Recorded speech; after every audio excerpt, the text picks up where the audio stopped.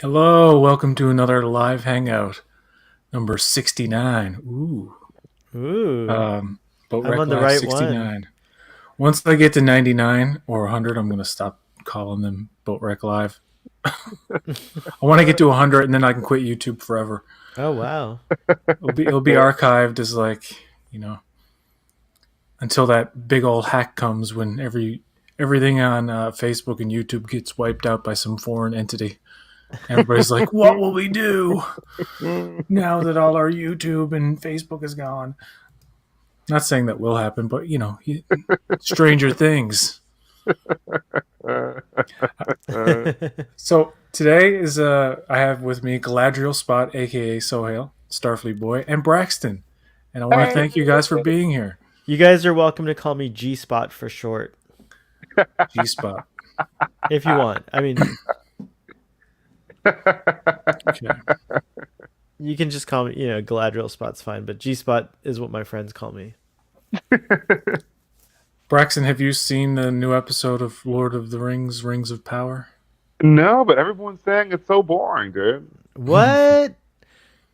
Who are these people? Who's Do you mind if we everyone? discuss episode 3 and 4 No, I'm just kidding. I've heard that a in little bit, some but spoilery detail? Oh, dude, I don't mind spoilers, dude. And I've also seen episode 3. oh, All nice. right. So the episode 3 is Adar. That's the episode where the elves try to break out of prison, and Oh, I uh, forgot to tweet. we Hold get on, let me. we get some Harfoot action with the stranger. Uh, what else happened in that episode? Dude, There wasn't were there no the dream elves. of the There were no tsunami, dude? What dwarves. did you think of that scene of the dream of the tsunami? Did it look like really good, dude? Or did it No, we're gonna start at episode. We're gonna get into episode 4 in a second, but oh, sorry. we're the synopsis of episode 3 is: Andanir finds himself a captive. Galadriel and Halbrand explore a legendary kingdom. Elendil is given a new assignment. Nori faces the consequences. This was an okay episode. I think the best episode so far was 2, but like 3 and 4, a bit slow. I do like the Harfoot storyline in episode 3, but Gladriel and Halbrand and all the Numenor stuff is like just kind of bland and boring. And Numenor Really? looks just so pristine and pretty. It looks, you know what it reminds me of, and I don't know, I don't mean this as an insult to anybody who likes the show Merlin, but it feels like Merlin with a budget. Like the characters feel artificial, and like it just doesn't have a grit or a realism that I expected. And I know people keep harping on the budget. Like, yes, Well, the well, money's there. It's clear. I'm not arguing about that. It's just Numenor looks correct in my estimation of what it should look like because I don't know. I wish I could let me try to it's pull not up the these design illustrations. I'm criticizing. I'm talking about just like you have a weird inconsistency with characters, and like some are dirty and look like real world and gritty, and then others are like way too pristine and clean shaven and well Like who? groomed Like when they've been on a ship for 4 days. You know what I mean? Like it's like, come on, all these guys are not like. It's just, I don't know. These are nitpicky things. It's just I'm gotcha. focusing on because I find myself, just to be totally honest, a little bored with the last 2 episodes. I know you Hmm. think differently, Starfleet Boy. So what's your take on the third episode? Well, I'm really enjoying this series. Again, I think it's definitely a series that's like more kind of meant to like be more on a scale that's like slower paced because of the way the reference material that it's like harkening back to. I feel like is it takes place over such a large span of time that I'm enjoying the pacing. So I'm not concerned with like a like to me like I don't know what others are expecting, but to me it's delivering exactly like what I'm expecting from this show because this is a time where everything is like at the height of like the elves are at the top of their power. Humans on Numenor, men as they describe themselves, the race of men as they're known in Tolkien stuff, they're at the height of their power in Numenor. but you have these like then you have these like areas like the where Mordor will be, and you have a whole different type of thing. So I think it's being done well. I don't know, like your nitpicks are your nitpicks, whatever, but like overall, like it's setting the stage for why Sauron is going to end up, deceiving all these people, and because they're all like a little bit kind of stuck in their ways, or there's a little bit of hubris, and but then you have folks like I don't know. It's to me, it's exciting. I don't see why how you could get bored, but but personally, I, It I I it find it feels like to me really like the thrilling. story Yeah. isn't moving halfway. We're halfway through the season, and it feels like we're just kind of starting to get And somewhere. but that's how I think it should be. Like I think that's what's wonderful about having Lord of the Rings be a show rather than movies, is that like Yeah, I this don't is know. like kind of what I think It's like Tolkien the very, himself. very long cut of a Right. If I may, and this is like a really bold statement, I don't know if I'm going to get yelled at for this from fellow Tolkien enthusiasts, but I think this is what Tolkien would actually love to see as a fulfillment of his books, because they're this way. They're so detailed, and there's so much information, and there's so much exposition, and like so much like world building, and that's what they're doing. It's like this TV show is extraordinary in the way that it's doing that, and like I know when the fights come, they're gonna be awesome, but there are like really awesome moments. Like I'll tell you one thing that was really great. Like you probably were just like, oh wow, the sun moved away from the clouds and the orcs couldn't come out, and they played like this beautiful chorus. Why'd they make such a big deal, right? Like, do you remember that scene? Like, do you even remember that scene? What Well, do you okay, mean? so Like in the third episode in the when fourth they're episode, exposed sorry, to the yeah, fourth but episode when they're being chased through the fort. That's a good right, scene when they're and being when chased. but you notice how like they framed it in such a fashion where the clouds were clear. It was this wide, like huge shot.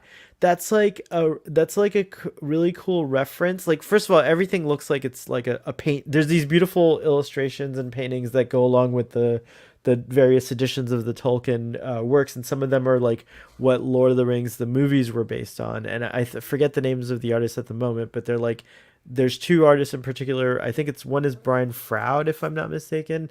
But anyways, that have kind of set the look of what Lord of the Rings should be. And there's a lot of stories. So for example, that scene, there's this like they mentioned it in this show. There's like these gods, right? There's the Valar, right? And every now and then they occasionally will somehow have influence over Middle Earth. They don't seem to mess around a lot, but they do occasionally.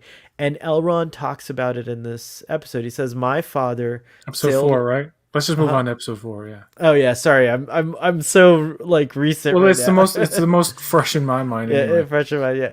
So Elrond talks about how like his But, father like but we still sailed. haven't heard Braxton's view on episode Oh, I'm three. sorry. That's Yeah, why I wanted to include I'll him. shut up on all the lore. Go No, no, ahead, no. Keep Braxton. going. No, I'm just saying he's Well, what I'll wrap up by saying is that scene in particular was wonderful for me because it like really connects in the books when you read about how this world came into being. Like Iluvatar, which is God, sang a song, and like the song was then met by the core. Like that song created this chorus of like demigods, and then one of those demigods started singing out of tune, and that's what you see in the opening credits, like with the like you kind of see these like beautiful harmonizing patterns that are changing as the music changes, but then you yeah. see this new element come get introduced that's like chaotic and wild and like crazy, and that's what like this is all about, and it's exciting AF. All right, that's it. That's all I'll say for my opening Yeah, I was statement. thinking during that whole thing, I was thinking dun dun dun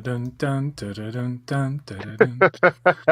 Oh, I haven't even Bum, seen Game of bum, bum, Thrones. bum, I'm bum, watching 12 bum. Monkeys, and I'm loving that show, by the way. Oh, interesting. So, what You did know, you think people of like episode three, Braxton? people like different things in storytelling. I usually say that I like action, more so than drama. So I think that the Lord of the Rings show, Rings of Power, is not an exciting show. But it is really beautiful, so I can appreciate that about it. But then also, there's a lot of character, and the world has a lot of lore. So I mean, I enjoy just looking at it because I think that it looks absolutely fantastic, and I like seeing the lore of the world. even though it's not exciting to me. I do like Galadriel.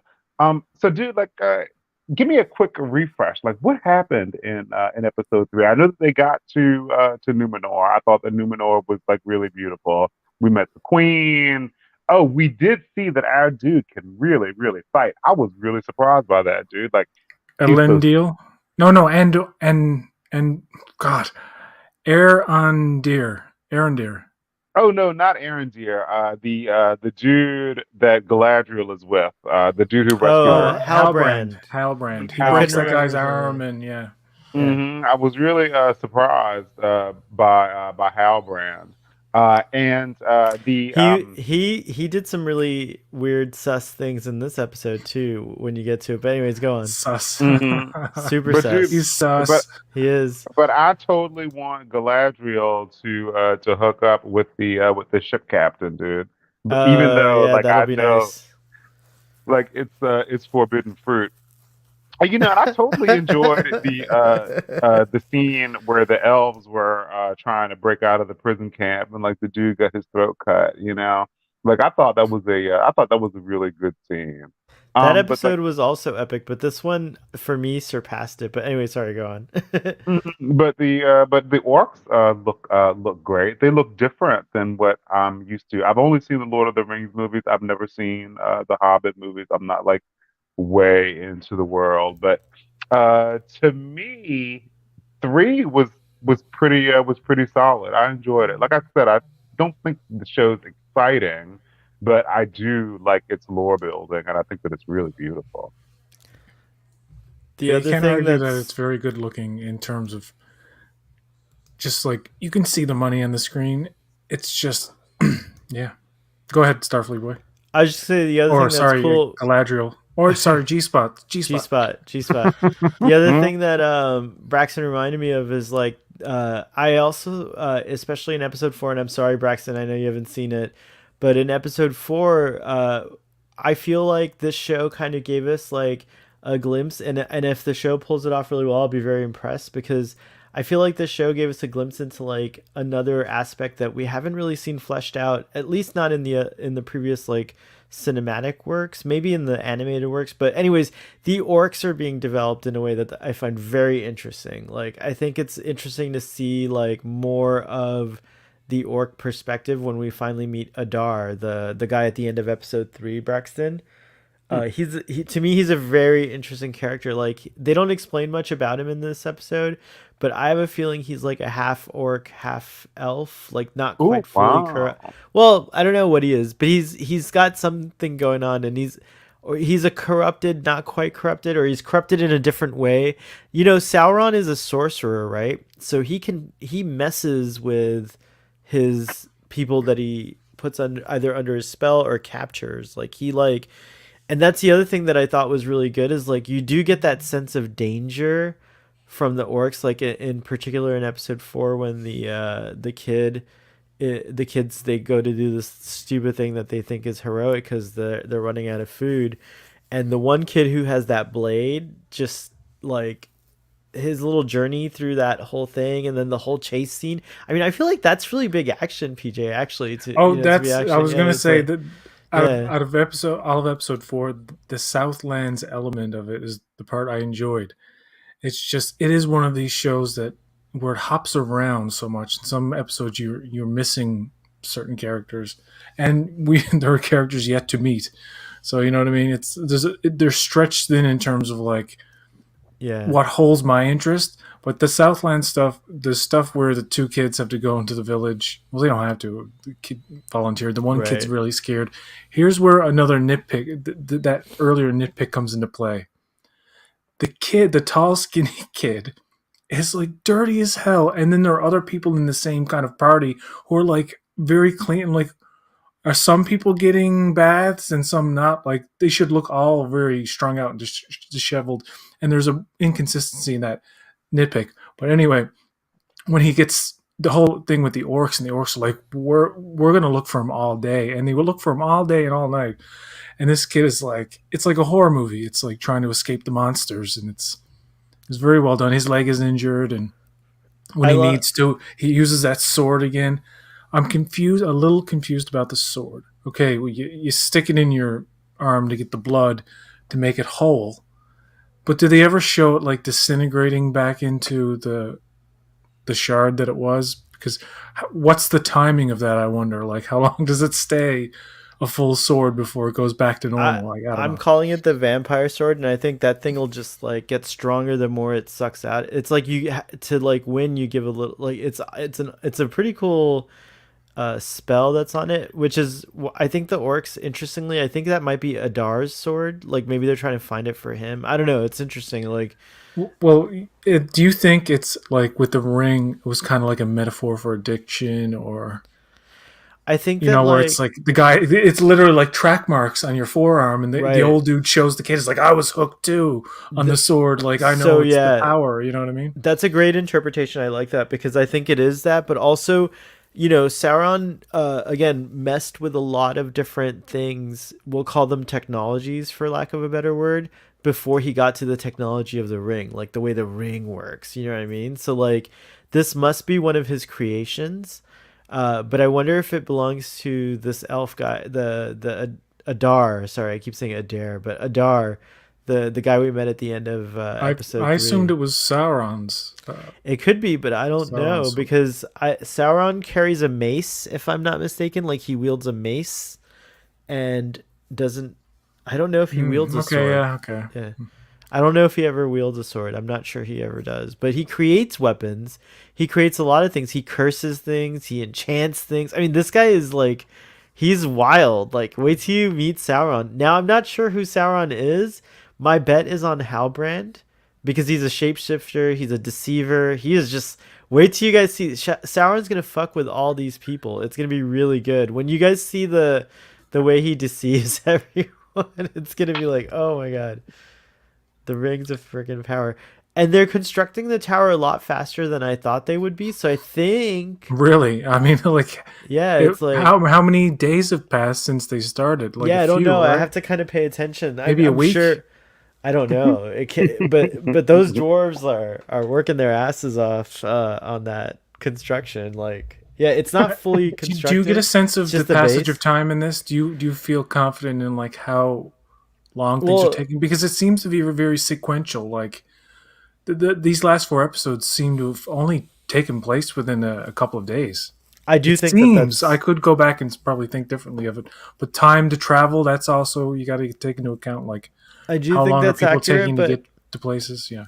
I think it's accurate. But one thing I don't know, I'm gonna wait and see what they do. But he said I need this thing constructed by spring, but it looks like they're in the spring. Like there's no, shouldn't it be wintry? I don't know if it snows where they live. You know what I mean? Like maybe they're Um, closer to the.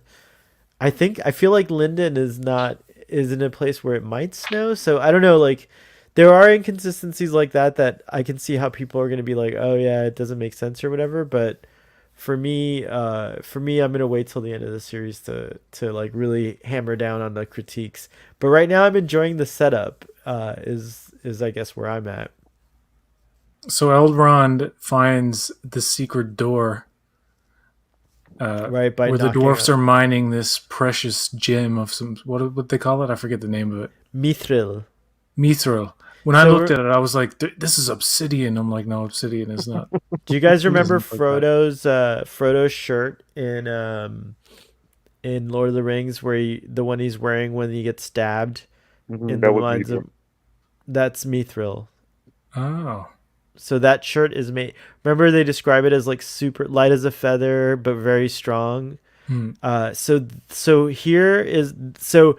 Remember Gandalf is like, oh yeah, the mines of Moria once the pride of like the elven world. I'm sorry, the dwarven world. Once it was like the most glorious dwarven city, or I think Gimli says that or something like that, right?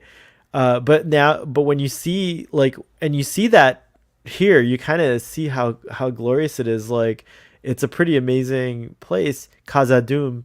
But remember, Gandalf says the dwarves of Khazad-dûm dug too deeply. They went too far, and so that I love that they're setting that up with like how And they're gonna find the Balrog. Yeah, I think they're gonna wake the fucking Balrog. It's gonna come. It's gonna be crazy. I think they're gonna be. We might see the dwarves homeless, which might be interesting because they'll be refugees, and I think that's interesting because dwarves and elves don't have a good relationship, and later on in the Lord of the Rings. So I wonder if they go to the elves for help, and the elves are like, "Oh no, you can't stay in our cribs." Like, you dwarves are like not allowed to be here. Forget. No, I don't think that. I don't know how it's gonna play out, but I do know that there's gonna be a crisis at some point where all these dwarves are gonna have to leave cause there's gonna be a lot of destruction. I don't know if we'll see it in this season, but you guys should not get too attached We to know that that Durin city. is having a lot of hard luck. Like he's just a frustrated dude, and his father gives him some comfort at the. I like that scene between him and his dad. That was a really good scene. Yeah, I loved how it was acted, and the scene after that too, where he even asks him about like, "Hey, what does your instinct tell you?" or whatever. Like that was a good moment too. But I don't like. I wouldn't mind if they. I don't like. I know shows do this. They jump from here to there and then back again throughout like an hour. At least with this, they have 70 minutes. So I'm like, they're giving you a lot of time. They're giving you as much time as they can. I think with each segment, but I wouldn't mind if like half of an episode dealt fully with a situation on in one part, so you get like a satisfying like A B story, almost like an anthology. Like it's not an anthology, but like a break in the story where it's like, okay, this thing got resolved and there was action. There was a big action climax there. Now you got half the episode left. Let's do one or two more segments and leave off on like a good cliffhanger or something. The way the way episode 4 ends leads into something more exciting. But I thought episode 3 was that. I was like, oh, after episode 3, now it's going to start really picking up, and it doesn't. There's Galadriel's still there, and there's still this thing with the queen that they're. And when they're arguing, I'm just like, fuck, just squash it. You know what I mean? Like the queen's worried. Her instincts tell her that like she should trust Galadriel. She's fighting it. It's like why it's like unnecessary drama. Just like move the story forward. Have them cooperate early in the episode, and then get fucking the troops rallied up. Except they push that right to the end. I'm like, I think by the it's time we get to that, I'm like, okay, well, in episode 5, let's get going because I just feel I'm growing a little impatient with that particular yeah. storyline. But stuff in the Southlands was That anything with whole the orcs are cool. Like I like seeing the orcs. that whole story with Numenor is really cool for me because it's interesting because like this whole I love just the to me that like earlier I was describing the cloud just moving away right at the right moment when they send Galadriel off and the petals start to fall. Those petals in this universe or in this like myth or in this like world could only fall off that tree if the gods disapproved of something you did. So the fact that Mm. that happened is like epic to these people. Like, and then the other thing is like, So that was a bad omen. That wasn't something like, oh, we're right. doing the right thing. We're So doing the wrong yeah, thing. we're doing the wrong thing. So she changes her mind because the freaking petals start to like fall off the tree. And I thought that was cool because it shows the influence of the gods and the demigods in a way that's like really interesting. Like, and you're gonna see more of them. We might actually see because Sauron is one of those demigod beings, first of all, but Gandalf might be one. So now we might see like interactions, or not Gandalf. We don't know if he's Gandalf, but you know what I mean. Like, we're gonna see the interactions of these like these beings that have powers, but there's beings above them, and that's who could like the Valar is who they keep talking about and stuff like that. I wonder if they'll show us flashbacks or like if we'll see the power of the Valar. Like Poseidon, like you see pictures of Poseidon and like he's like able to like control the waves, right? The demigod of the oceans and Lord of Total the Aquaman ripoff, by the Right. way. Right, but the demigod in Lord of the Rings, if you ever see him, I forget what his name is like Ulmo or something like that. But he's like a gigantic version of King Poseidon. Like he's enormous, like just like this crazy thing. So if the show ever goes to the point where, I don't think they ever come in the second age, so I don't think we'll ever see them like, but if they do flashbacks to like when Galadriel was young, like really young, we might see some of these kinds of epic beings. But we are seeing their influence. Like 100% the cloud moved away because the Valar in this world, the Valar moved that cloud because they're trying to help the humans and the elves. So like that's how it Well, works. So that's why the music like in those scenes is so beautiful. I think the people working on the show know this and are putting that in for like the lore people. I love that kind well, of you stuff. just added some perspective to that because when I'm watching the whole cloud stuff start happening, which is very well done, I'm sure a lot of it was very artificial. Like they couldn't make the Right. clouds cover, Actually move but it away. Yeah. looked very good as a special effect in terms of it looks like they're filming something where the clouds are. And I was like, oh, all this is happening kind of conveniently. And then, of course, when they make it out of the forest into the open, and the clouds part and the sun comes through, and then the orcs like, ah, Yeah. well, we can't do it. I'm Right. like, oh, there's something. What is it? Is serendipitous a It word was that's serendipitous. That's appropriate? a good word. Yeah, Surreptitious maybe, but no, surreptitious surreptitious. is secretive, I think. But I'm anyway, smart. serendipitous. Yeah, you're. But like also just the way that the music played in that scene, it suggested to me the same music of the Arnor or whatever it's called, I forget. But like the music of the gods, like the way it was framed, it told me as like someone who's read like these books, I'm like, oh yeah, that's like the Valar are like fucking with this part of they're like messing with this to help out, like, and they're gonna do that. There's gonna be things like that and you'll hear the music, and I love how it beautifully transitions. I think that was this, it was either that scene or the Numenor scene, but it beautifully transitions to Durin's wife singing, and that was beautiful too, like her doing her harm. There's a lot of beautiful things that they're doing with like song in this, and that's very much a part of Tolkien's myth. Song and music is huge in the books. It's like a big part of this world, and harmony, and like, it's a big part of religion in general, hymns, things like that. So it all ties into like Tolkien's beliefs. Sorry, and I hate to be like all like Professor G Spot here, but like oh, that I should change my name to Professor G Spot. But the other thing I liked is that like seeing the villages where the southern uh people were living being sacked and ruined and torn apart and like burned, and the the orcs, that's what they're gonna do. Like you saw explosions, they're transforming this land to turn it into what you're gonna see later in the Lord of the Rings, in Mordor. This is gonna become a place that's like a wasteland. Like imagine that. Like it's gonna be like a total wasteland. And this is how they do it. They're gonna destroy everything and turn it into tar and gook and you know all this stuff. So it's very cool how it ties in really well with like the Tolkien myth and the in my opinion with the all that stuff. All right, Professor G Spottle. Thank you, Professor G Spottle. Stay quiet for a second.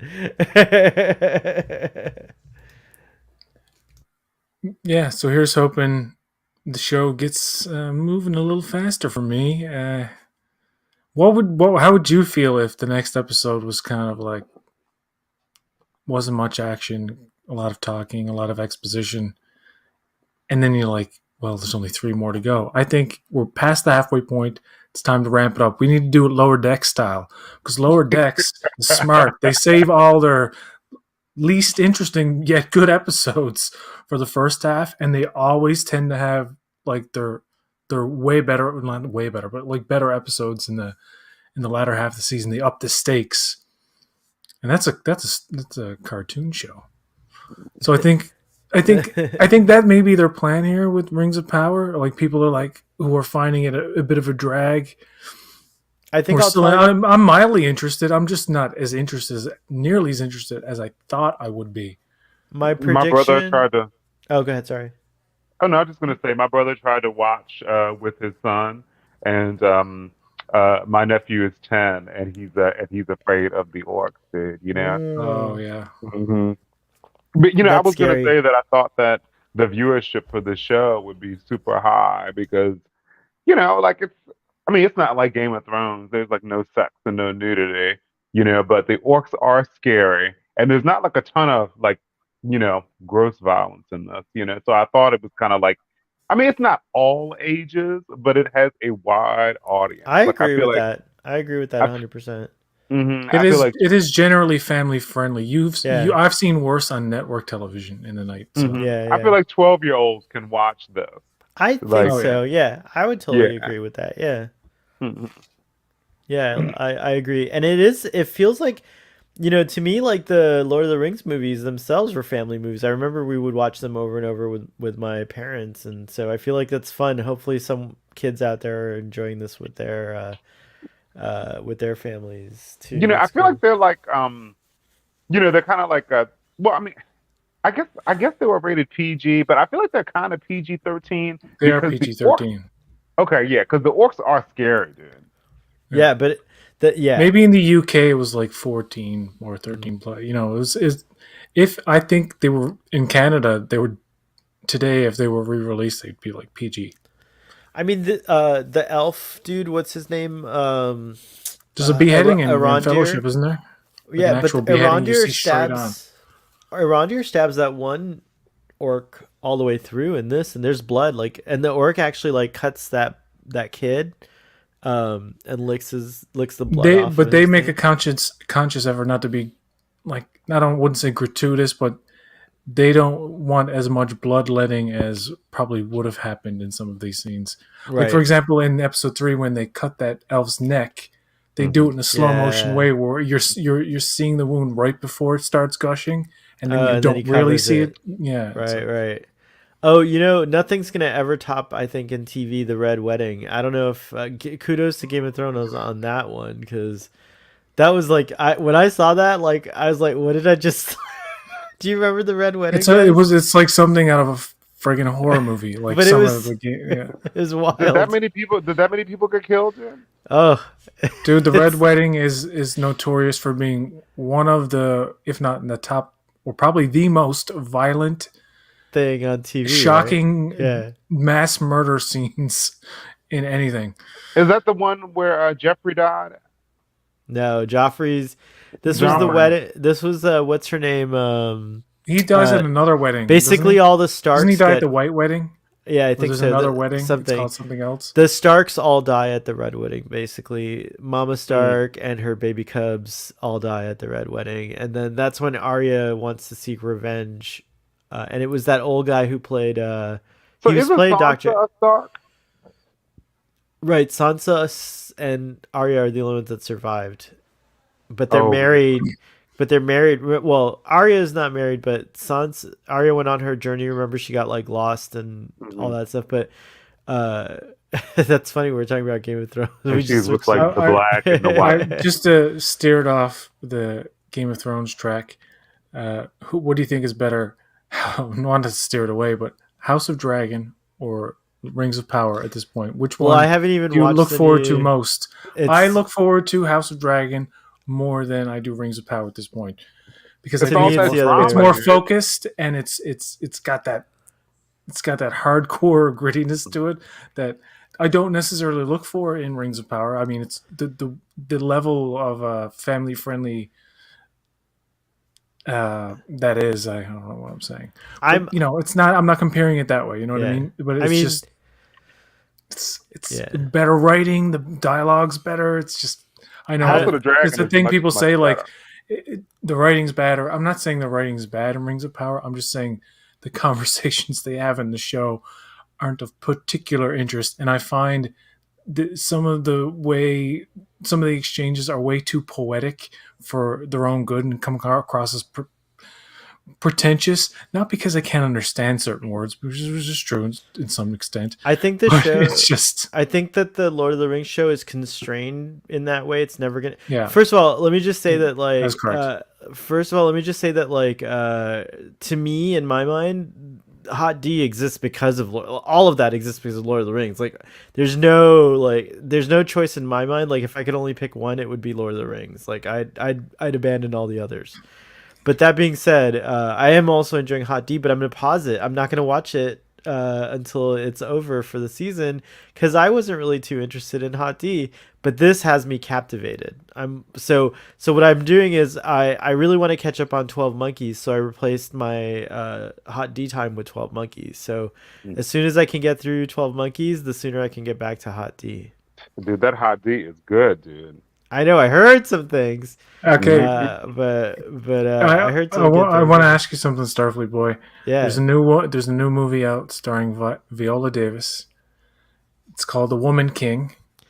yeah. I saw some people like getting all rowdy on Do you Twitter about it. mind? I want to give the floor to Braxton for a minute to talk about it, if you don't mind, Braxton, because I'm interested in knowing about the movie. I don't care about spoilers, Mhm. so Okay. Yeah, I don't mind about spoilers either. You but I'm actually want to hear some stuff that I didn't see in the trailer because there's been I've heard stuff about like the her tribe in the movie, like they're selling slaves or they're trying to free slaves. I'm confused. Like, what's going on there?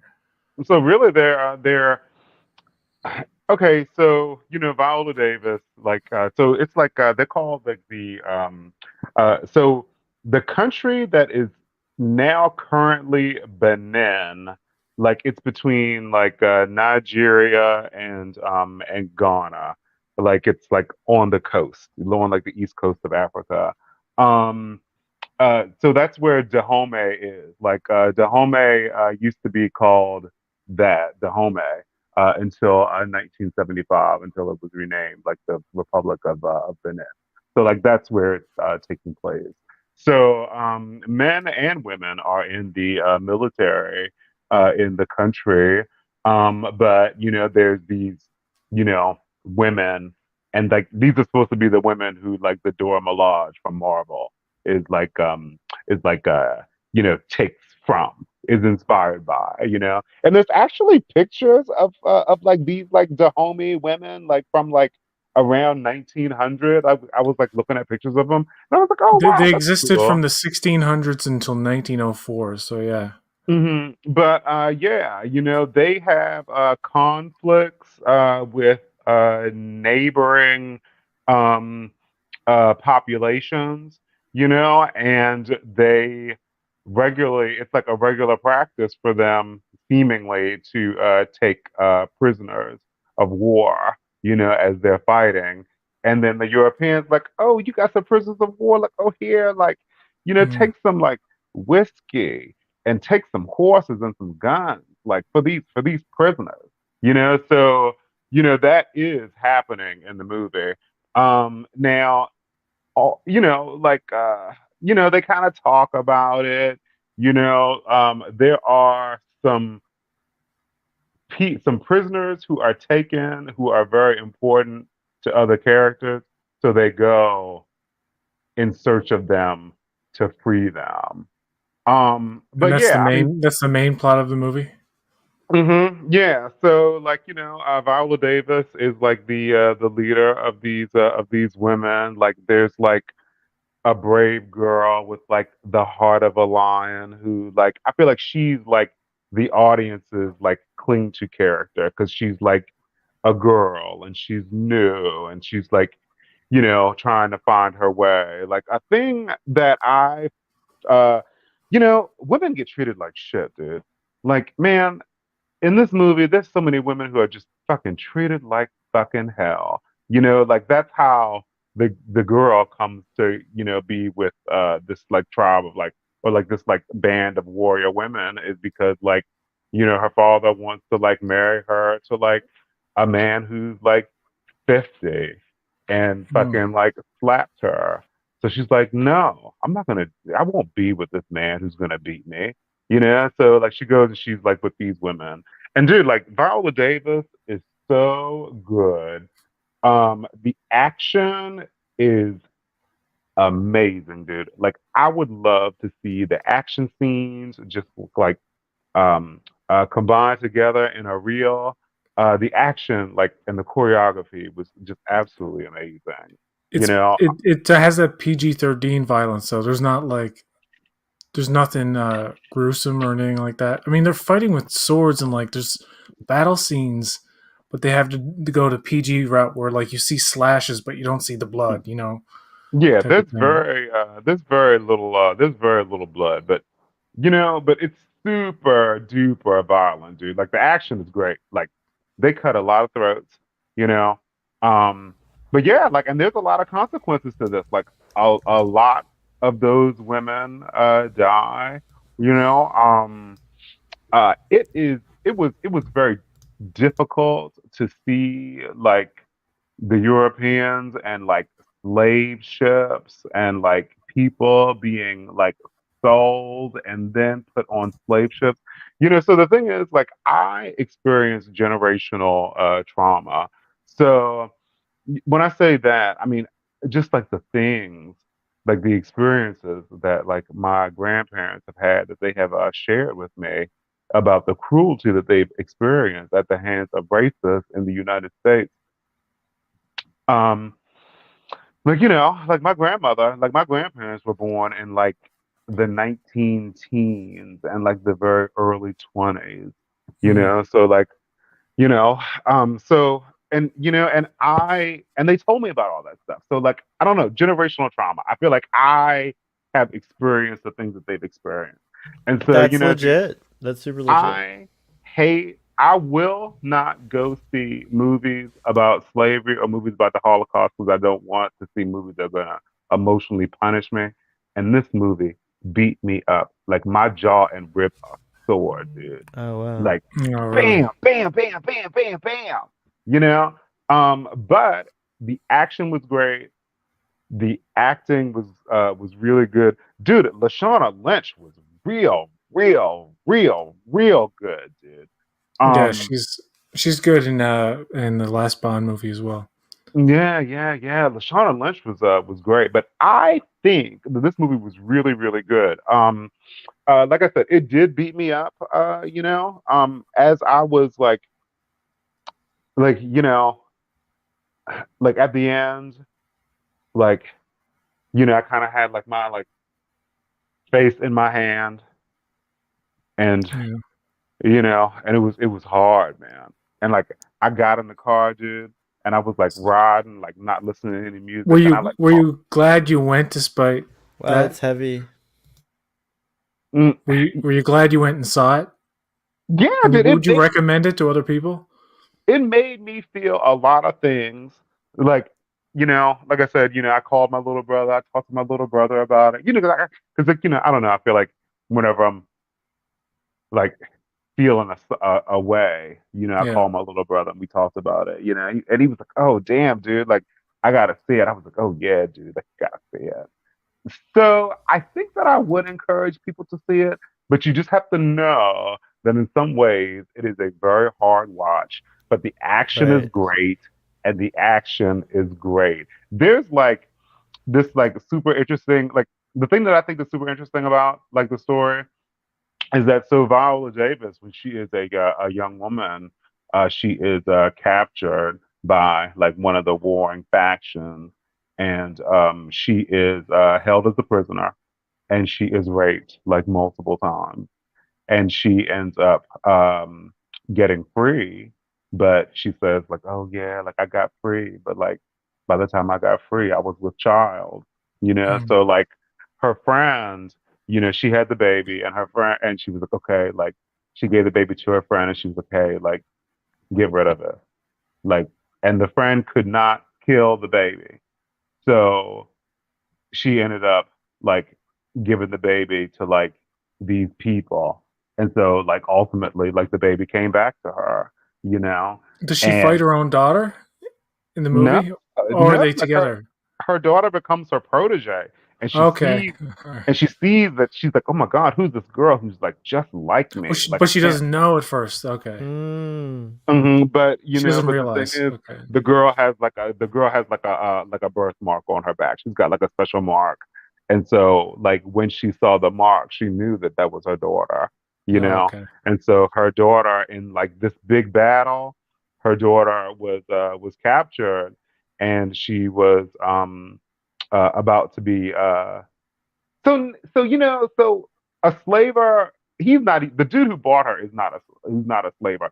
Oh, there was another interesting storyline in it, dude. So there was this dude, like he was like biracial. He was from like South America, somewhere, some country in South America, and he had recently lost his mother. His mother was from this country, and like he had recently lost his mother, and his mother was like, "Oh, like you should go to this place." And he's like, "Oh, like mom, why do you remember this place like so fondly?" And she was like, "Oh, because like it was the last time that I was free, you know." And so he like went to the place, and he ended up buying this girl, but he didn't intend to like have her as a slave, you know. Like I don't know, it was like that was like a kind of like beautiful little like story that was happening. And I know it might have been problematic, but I feel like I wanted her to like go with him to South America, but Mm. she ended up staying like with her crew. But it was a beautiful story, dude, and it was so well acted. But it's a hard fucking story, man. Like if you're soft like me, dude, like you need to think twice about it. You might need a hug afterward. Interesting. It sounds like a very intriguing film. I would want to see that. Yeah, I saw the trailer and it Viola looked Davis cool. is like never fail. She Yeah, never she's does great. anything bad. I saw the And, trailer and it was cool, but I forgot it was coming out, so I'm glad you saw it and talked about it because I'm gonna go and see it. people don't like the fact that they're seeing like Africans like taking prisoners of war and then selling them to Europeans. But here's the thing, you know what? If somebody fucking offers you some fucking prisoners for sale, you don't have to fucking take them, you know? And I would have to believe that, like, I don't, maybe I shouldn't say have to believe, but like, I don't know. Like, I feel like at the time, the people could not foresee what was to come. They did not truly know what they were doing when they were selling their prisoners of war. Interesting. I like Like that. Yeah. I think that they just couldn't have known. Like if they would have known, they never would have done it. But yeah, you know what? Just because people fucking offer you prisoners, you don't have to fucking take them. Mm. Well, it's a dark period of human history, slavery in general, and actually, even though we like to think that slavery is behind us, it actually isn't. It's very close. It was not that long ago, and the institutions and systems that support slavery are still in place. There's a lot of sex trafficking stuff There are that gets people who are highlighted. slaves Things like today. today, yeah, it's an awful thing. Yeah. It just gets more like devious and complicated as humans get smarter and smarter. But it's still around, so it's good to see a movie that shows all aspects of it and maybe ask the tough questions. I haven't seen it, but I'm definitely going to see it now. It's very interesting. Like, yeah, Thanks, Braxton. By the way, that was a really good review. So But glad you PJ, took but the floor there and really really explained it. Like I really have a good sense of what it is now.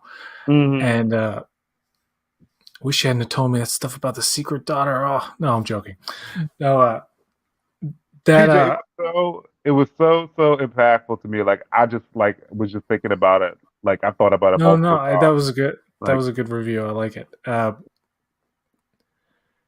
Braxton, you need Yeah, to you need to get your fantasy on and watch Lord of the Rings after this because you should try to make it to breakfast with us on Tuesdays. Second breakfast.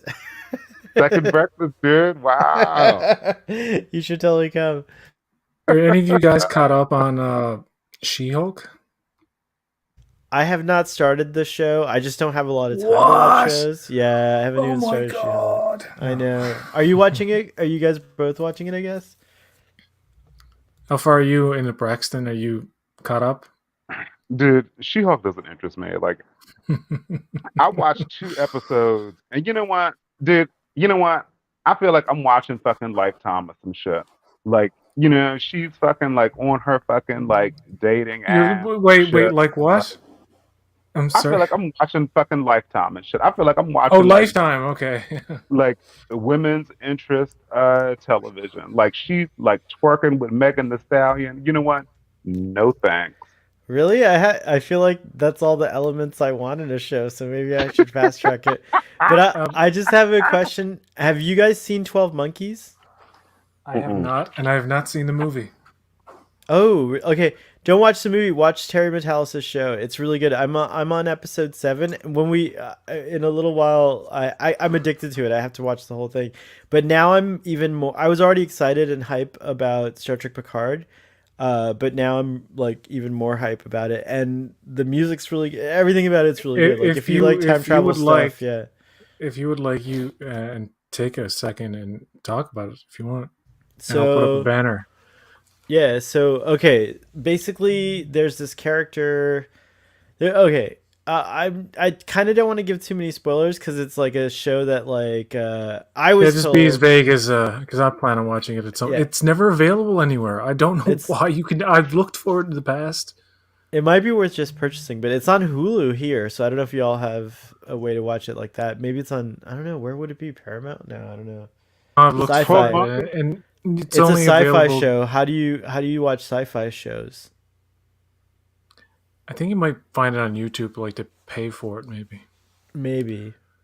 Uh, but So, 12 anyways, Monkeys, the TV series, is based on the novel. no. From what? Oh yeah, Was there from a novel? like on. Well, I think it's like an original, the original art film or short film, which I've never seen either. I'm not sure that like any of this is important though, because Trek on the Tube, who's a big fan of the art film or whatever, the original source material, The said French you. short that inspired Yeah, it. exactly. Joel Said you says, don't yeah. even have to watch it, and like Terry Matalas, I think said to me, "You don't have to." I asked actually, and he Did you even. watch it on Hulu?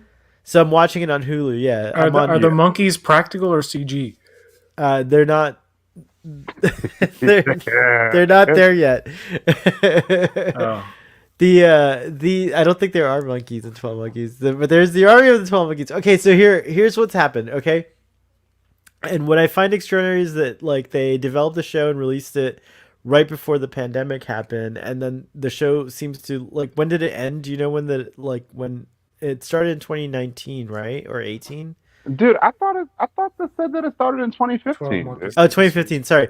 But it went on into like Oh maybe no, it ended in 2015 to 2018, and it was Oh, so I was wrong. 4 seasons, 47 episodes. Ooh, Gotcha. I was wrong about 47. the I think yeah. Father should start watching it. It's true. That is a good number. Oh, my bad. I thought it started later. Anyways, regardless, but the show is actually set in 2015 and then 2043, I think, is the other time period. And it keeps going back and forth between there, but there's like hints that like the show will go into other time periods already established. And so the gist of the show is this. So like somehow a virus kills like 90% of the human population. Basically all that's left of humanity is like not enough. Like I think there's a threshold of how many people are, if they're left, will survive, like like a civilization can come back, right? But The gist of humanity's it is we're screwed. yeah, humanity's Yeah. like basically is like extinct practically, and so out of desperation, they invent and start using time travel, and unfortunately, it's oh cool, Father's in the audience. So unfortunately, though, it's a very dangerous form of. It's not glamorous like the DeLorean or how like they do it in Star or like it's a very brutal kind of like a hard on the body type of thing, and not everyone can like withstand it. Is it just And a chair or something? well, the Is that what he chair. said? So there, it seems like what I saw some like picture where the chair in a DeLorean. It confused me on so Twitter. so Terry Matalas is a huge time travel fan, and he loves Back to the Future. Like I started like looking at Terry Matalas a little bit more. I'm not stalking you, I promise. If you're listening to this, Terry Matalas, but Actually, I want you to tag him in a retweet or something so he watches it. So because you're talking about his show, he deserves to know that he what's does being deserve to. said. But I just want to wait. I want to If watch a he's few. interested. I want to watch a few more episodes because I love the show, and but I'm still learning about it. And so season one, at least the first 7 episodes, you're getting a lot of like knowledge. But PJ, to what you were saying earlier about the Lord of the Rings, basically the action never stops in the show. So if you're looking for an action packed show, it's like a really awesome, and the action's really good too. It's an exciting show. You know what it reminds me of? Terry Matalas is like I never really like. You could see through this. This might be a little hyperbolic. I'm in the hype right now because I'm watching it. I'm so excited about Picard and everything like that. But to me, like you know that show Alias? That was J.J. Abrams did that show, right? After a Yes. while, after like from the beginning, you kind of see that the show is going to be like a bit formulaic, and that's not necessarily a bad thing. What I like about 12 Monkeys is that like you think it's like formulaic, but it actually like deviates from formula a lot, and it goes into like really cool places. And there are definitely a lot of references that I wonder if they're not like very indirect, but like very like obvious to people who watch Star Trek, like references to Star Trek. There's definitely references to Back to the Future. So that picture that you see there, you know the screen film DeLoreans, uh, like Terry Matalas restored them, and so you've seen one. You saw one on Michael J. Fox came out of one in on the Oscars like a few years ago, and they do tours like whenever Universal does it. Anyways, Terry Matalas owns one of those. Like that's his car. And then he actually kept the chair prop, I guess, from 12 Monkeys, which why wouldn't you if you're you develop this show, like it's your baby, right? So he has that. And then someone put it on Twitter in that picture that I reposted. By the way, that's his Twitter banner. The picture I just took, I've been seeing it for years. Like ever since I found out about Terry Matalas being associated with Star Trek and like, doing Picard season 3, like I remember like wondering what is his avatar and what is that picture, like what is that chair, why is it important, it looks like an ejection chair, and now I finally get it after all these years. And so the way that the time machine appears to work, I haven't gotten to the episode. I'm sure they're gonna like go further into the way the machine works, but from what I understand, it works like I think it's like a quantum concept, and if I recall correctly, it might be connected to how it is in the movie, but I haven't seen the movie in like a long time, since probably since it came out. So, but anyways, the show's very fun. The characters are like wonderful. I love Cassandra. She's a really cool lead, and then Cole, the time traveler, is very very cool. I especially like whenever he's in the past, he really appreciates things. Like the other day, like the other episode, I think it was the Red Forest. No, it was just this Keys. Um, they're at like a gala or something, and a guy walks by with like skewers with chicken on it, right? And Cole comes from a time where they're like opening cans that have expired. They're like killing wild animals. Like, People might remember for wearing a Camp Auschwitz sweatshirt. oh, what is Oh, that? dang. Oh, Anyways, dang. dang, Braxton. Sorry. Braxton's telling me I gotta stop talking about 12 Monkeys. But anyways, so he takes all the skewers off the platter and starts eating them, and he just loves food, and he's like, oh my god, this. He stops to say how delicious things are, and it's just the character's really interesting, and a character that suffered a lot. I love it. I'm loving 12 Monkeys. I'm very curious to see where it goes, but that's all I'll say for now. I'm gonna continue my watch tonight, and then tomorrow morning I'm gonna wake up early and watch to relax. I'm doing that to kind of give myself some time to relax and chill out and discover something new. Oh my gosh, I dude, hear. it's your new Star Trek, dude. It is my new Star Trek, and now I'm even more excited about Picard season 3 because so far so good. First impressions of a Terry Matalas developed show. So Picard season 3 will be exactly like 12 Monkeys. I get it. No, Mm. it will not. No, thankfully, I've heard that there's no time travel in Picard season 3. Thanks be to Jesus, because holy shit, I'm just done. And now 12 Monkeys I could go back and watch because that seems like something a little more structured, and it's like they have it all worked out. As Terry said in on a podcast somewhere recently. He's like, yeah, we had to work out like he need like even with Picard season 3, he had to have it worked out. You can't like what's interesting about season 3 is that he was writing it while the season was like going, still writing it. It wasn't like all written and then they shot it. It was like, but he said he had the basic outline with room to pivot. So I was like, okay, I'm interested, man. It's only 5 months away. Well, 4.5 months away or something like that. I don't know. 5 months, yeah. Yeah. Again, I'm only 7 episodes in, so I can't really say, as a whole, like, but I do get the impression that the show's very well thought out so far. I love time travel. I love time travel logic. I love analyzing it, pulling it apart. Like, I love Back to the Future. To me, those are like really great, like, kind of just fun movies, and the time travel is very clear and unconfusing. If you ask me, I don't know how you feel about it.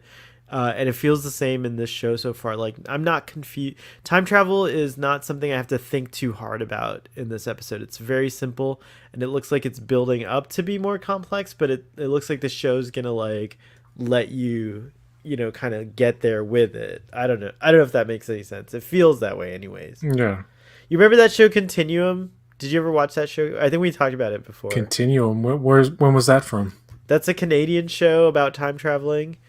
So Oh, I've that's heard of that. Yeah. Yeah, so that show gets confusing, and I kind of lost like interest after a while, but it's because they didn't do it right. This show seems to be Oh doing no, it I have no. right. I know I'm not familiar. I just looked it up. I'm like, no, I haven't seen that.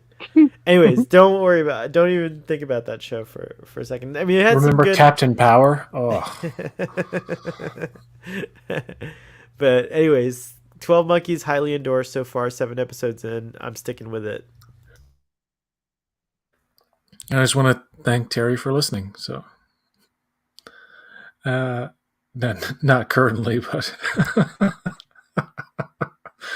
Terry see, Matalas, Dave Blast, like a lot of these folks seem really like engaging. They seem to come out and engage a lot with fans, well, and it's really appreciated.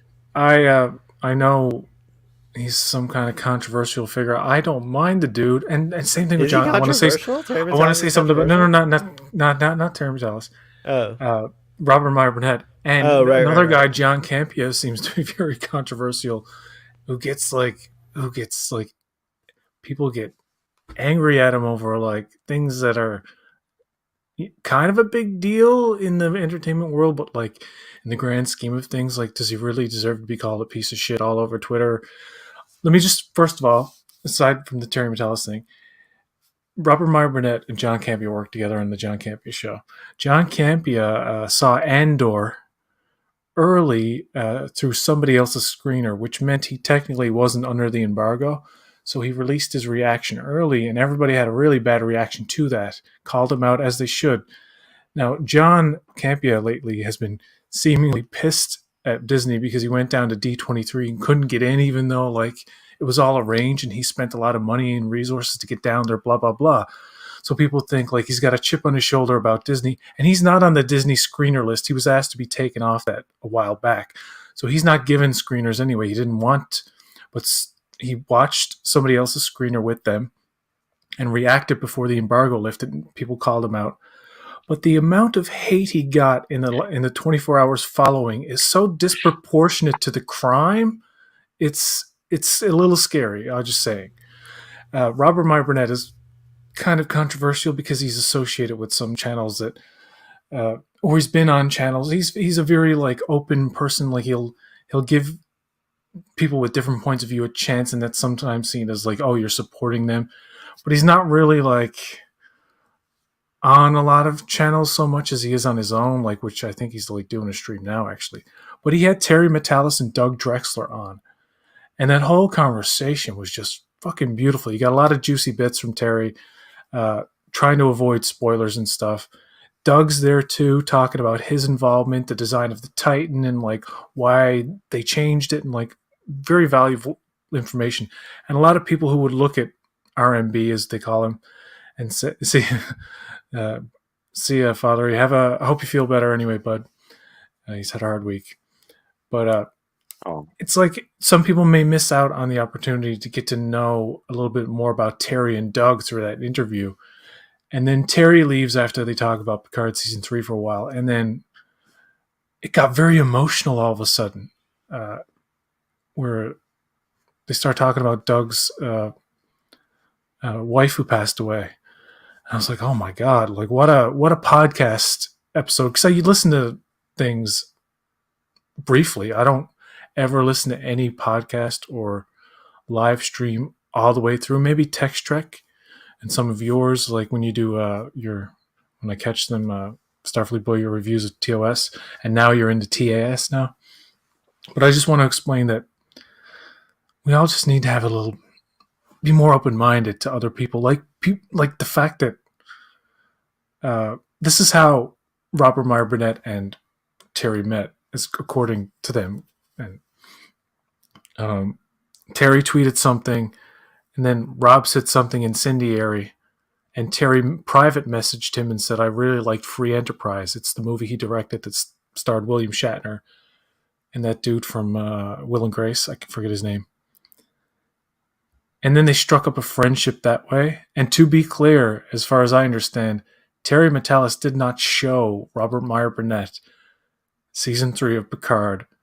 That is, I don't know why people think that, because Burnett is like, no, we haven't met, and they met just like recently. So that's all that. But I think people who are well intentioned may unintentionally get grouped into like, oh, you're with the far left or right on whatever political bullshit you're into. I think people are so on one side or the other. Nobody knows how to have like just general common sense and say, well, there are good and bad ideas on all sides. How about we take the best of each side and kind of like come to a compromise? But no, it seems less and less that people want to do that. They're like, we're just on this side and we don't want to listen to what you have to say. But actually, if you listen to why people think the way they do that is contrary to your thinking, you may understand something that you You know, didn't PJ, before. that sounds like crazy talk for American politics. For American not, politics, not Republicans, politics, just human beings in general. But yeah, like politics, well, it will never work in Mm, politics. No, there's I don't know, dude. Like to me, it's too I divisive. stopped watching the John Campea show just because Robert Myers Burnett is like sounded so negative and so toxic. Like I totally Toward enjoyed, what? Toward Star Trek in particular, or anything yeah, else? towards Star Trek, you know, Oh, toward okay, new yeah, Star Trek, you know. So, you know, I don't know, like it just sounded so hateful and just so toxic and so negative. Like, dude, it just made the John Campea show not fun, and so I just yeah. totally They don't really unsubscribed and talk stopped about watching. Star Trek that much on that show, though. It only Mm, comes up once in a blue moon. But yeah, they all hate and love different things. I mean, it's you know what, I look at film punditry like the John Campea show, and even like uh, anything where like two or more people are kind of reviewing a thing. It always seems to me like an extension of Siskel and Ebert. It all started with Siskel and Ebert. That's when it became like kind of a cool thing to sit down and watch something and basically just bitch about it, which sounds negative, but it's actually, I mean, and it's kind of I think therapeutic for a lot of people. And as long as it doesn't become too toxic, I don't find Burnett a toxic fan. I think I he's a think he particular fan. And I don't think he's a gatekeeper, but I think he has a very particular mindset of what it should be. And if it doesn't jive with what he's what like 2009, his argument is that since 2009, they've whoever's been in control of Star Trek has been trying to make it something that it's not, and they're missing the core element by trying to be flashy or this or that or whatever. I don't know, but you really have to listen to like. But I I'm don't find him toxic. the I fact that think he can aggravate some fans like you're a listening regular to him. listener of Robert Meyer Burnett, right? Yeah, like on and off. Yeah, Well, if you're on and off, then I don't have time. that I listen to so many people. It's okay. like Well, then people are in. I take everybody in small doses, basically. okay. I would say that because you're my friend, I'll take your word for it. But But like I did personally, listen to that whole podcast with him, per Terry, and Doug because that was really good, and I and I'll probably recommend. listen to that just to see how it goes. But like personally, like every time I've ever given Robert Meyer Burnett a chance and like tried to listen to him, it's the same thing what Braxton said. Like it just sounds so like overtly like, kind of everything's catastrophic, like, oh my god, like Star Trek's over, it's dead, it's ruined, like kind of like this kind of garbage talk. And it's like, I appreciate what you're saying. He's a particular type of person that he speaks in hyperbolics, perhaps, but it just gets tiring for me after a while. Now, again, Well, some can can I say the just same bring? thing about Yeah, me in the opposite direction, because I tend to love everything. So I can relate. start Like with the boy. everyone You has to like find it. everything. What are you Yeah, that's what doing? they say to me. Like, and that's not true. If you actually listen to my daily program, like it's a lot more nuanced than that. But so that's why I believe you that and what you're saying. But my personal experience with him is he's not my bag. Yeah, okay, cool. That's the beautiful thing about discourse. It's Yeah. we can be cool, Yeah, yeah, me and yeah. you, but you don't have to be cool with the people I'm cool with, and Right.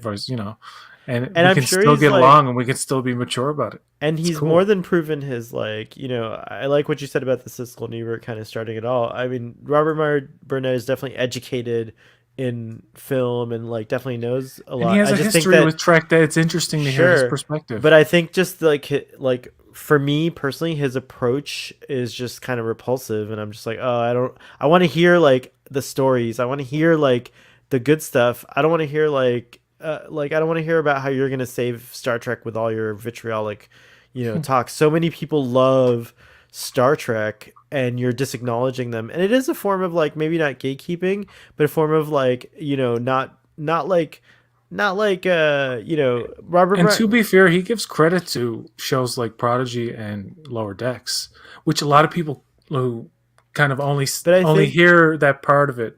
I They think hear the maybe negative, but they don't hear the occasional positive. I know what you mean. Yeah, I go think ahead. maybe the impression I get is that like at least with Siskel and Ebert, like they both like they garnered a lot of influence. They definitely could make or break a film with their reviews. So like, maybe that's what like kind of like, happens when you reach a certain level of like influence like Robert Meyer Burnett has. But to me, I just feel like there was a classiness, even with like the way that they like sometimes pounded on a film. There's just like a classiness to Siskel and Ebert, and like a friendliness that's missing from Meyer Burnett's presentation for me. So even if he's like even if he's a spot on, dead shot, like very intelligent reviewer, it's just his approach doesn't work for me. So like, and again, I acknowledge that like that's like a thing that like maybe a niche thing. Like I might be like on the outskirts there, but I want him to just like talk about like I guess when he loves What, something, what, like what maybe that's when I have to listen to him because maybe he'll be less like angry about it. Is uh, I guess what I'm trying to say. and part of, and just from my point, part of why like is not all of his points of view, but some, like for example, the way he thinks about uh, what he thinks about Rings of Power currently is pretty much where I'm at, where it's like I'm curious to see what happens. I'm mildly interested, but I'm not feeling it like other people are, and that's perfectly fine. Uh, Terry in that interview talks about, he makes a very good point about not fans shouldn't be calling out and attacking and blaming creatives, which I'm sure many of us have been guilty of to some probably small extent. But I don't believe in harassing anybody, but the tagging in a negative thing is something that's like, really, do you have to let the actor or Yeah, the director know yeah, you didn't like it when you just keep, it's like, it's that old saying, if you don't have anything nice to say, don't say anything at all, which certainly does not apply to Twitter. Twitter is mainly to say what you shouldn't say at all, and that's what we have to accept. I understand that, but he makes a point about like, and what I like about Burnett is that the second Terry starts talking about it, I'm thinking, well, Robert's guilty of that. And as soon as I think that, Robert says, I've been guilty of that. I'm like, okay, he's acknowledging it. Like, because we've all done it at some point. We're like, yeah. I mean, like I've, I I've been feel I've been that Kurtzman guy where I'm like, it's a top down problem. Like you've seen my rants about Picard 1 and 2, and especially 1 when I got really angry that time. I'm like, it's a top down problem. Kurtzman is the producer. He needs to get this shit. He needs to have like everybody in line to make a good. And I was like, ah, blah, blah, blah. And to me, I look back and I feel very silly. I'm like, mm. I know it's probably funny to listen to, but I mean, I think like when I first started my Starfleet Boy reviews, like I don't think I knew who all the players were, and I was like, I thought John Van Citters was the head of like Star Trek. Like that's who I was like, who's Kurtzman? Like, I mean, I know who he is. He's a writer from like Star Trek 2009, so I wasn't even aware of him. Like, and if you go back and listen to my things, like I talk about him, like who is this guy? Like he's not. Oh, Alex Kurtzman's in charge of Star Trek. Like it's like this whole thing. I was very much like like I as you know, I think you've gotten to know me very well. Like to me, like the story of Star Trek is the ultimate thing that's like the most interesting thing. Like I love the storytellers behind it, and hearing the stories behind it too. But like to me, like I'm more focused on the story, like the what you see on screen and stuff like that. And so, it's not like Star Trek hasn't been without its problems. Like I didn't watch Enterprise, I didn't watch like like those things, but to me, like for the most part, until I started going online, I didn't really like understand. But everyone loves to talk about the creatives, so you have to kind of acknowledge that. And so fortunately, like for me, I think like I don't have a problem with any of the creatives working on Star Trek. Like I think that like right now it's like they're all Mike McMahon's awesome doing with what he's doing with like Laura the Hageman brothers, the Hageman brothers, like Michelle Paradise, like she turned Discovery around for me. Like I think she's awesome for Discovery. I know some folks still don't like Discovery or whatever, but like I think she's an incredible showrunner. I liked Star Trek Picard, that it's all documented, but that's the only one I hear a lot of people complaining about is like Michael Chabon, which I love him as an author. He was one of my favorite authors before I even knew he was like doing Picard. Like so I love him for that reason, and I think he did a great job. I think Picard season 1 will age nicer. Picard season 2, I'm still like I liked it and I had a lot of fun, but I think that it did suffer from what you guys were talking about, like where it seemed like it had like split loyalties. But it I don't think have the Terry Matalas time travel formula. It had and no, you can actually see there's a cleverness to it, but it's very Star Trek time travel. No, I mean, it's not like when he's like, oh yes, I remember the bullet holes when it's supposed to be here. This is all coincides. I'm like, oh really? That what about the people stuck in the wall, buddy? What about the people stuck in the fucking wall, man? That could have that could be gone when he's a kid. But anyways, that bullet hole thing actually reminds me of something I saw in episode 6, I think, of was it 6? Yeah, the Red Forest of there's an element I think you'll find it much cooler, but are you aware of a comedian named Sebastian Maniscalco No, I don't think so. Tricky last name. No, he's the Italian guy who talks like this. He's very like he's always holding in a lot of frustration and anger. So he's always like ready to bust. Have you seen this show, Star Trek Picard? Oh my god!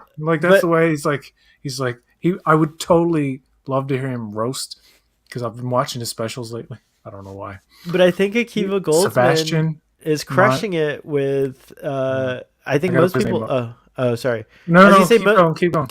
Oh, I was gonna say most people probably would agree that Akiva Goldsman, who they didn't maybe like how he did Picard, is crushing it with Strange New World. So I feel like Star Trek's in a really great place with like each showrunner, like, and we're about to meet Terry Matalas, and I hope he gets a show in set in the 25th century. But I think Star Trek's in a really great place. It's gonna be like this is gonna be looked back at as like especially for a young generation. Like I would say perhaps like folks that are like kids that are like like 16, 17, like at that age who are like starting to discover Star Trek. I think this is going to be like looked back as a real fond time. Oh, and little ones, I can't wait till like my godson I just wanted to show people that comedian's name does Prodigy. I can't pronounce it.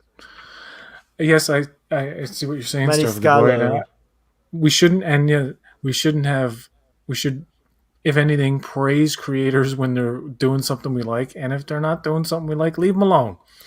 I think Basically, critique is I don't want critique to go away. I don't want a society like in 1984 where we're like, yeah, with the you know, vitriol where it's like this sucks, like don't do that. no, Yeah. no, 1984 everything's like really good and you never say things negatively. Like everything has to be like, "Oh, that was ungood." You know, like it wasn't you can't say something was bad. You have to say, "Oh, that was ungood." You know, like Someone can even accuse you of thought crime, and you're like in right, prison. exactly, exactly. Like I don't want to get there like I'm not just saying that, but I Oh, just think we've like been it's there, I think Starfleet it's boy.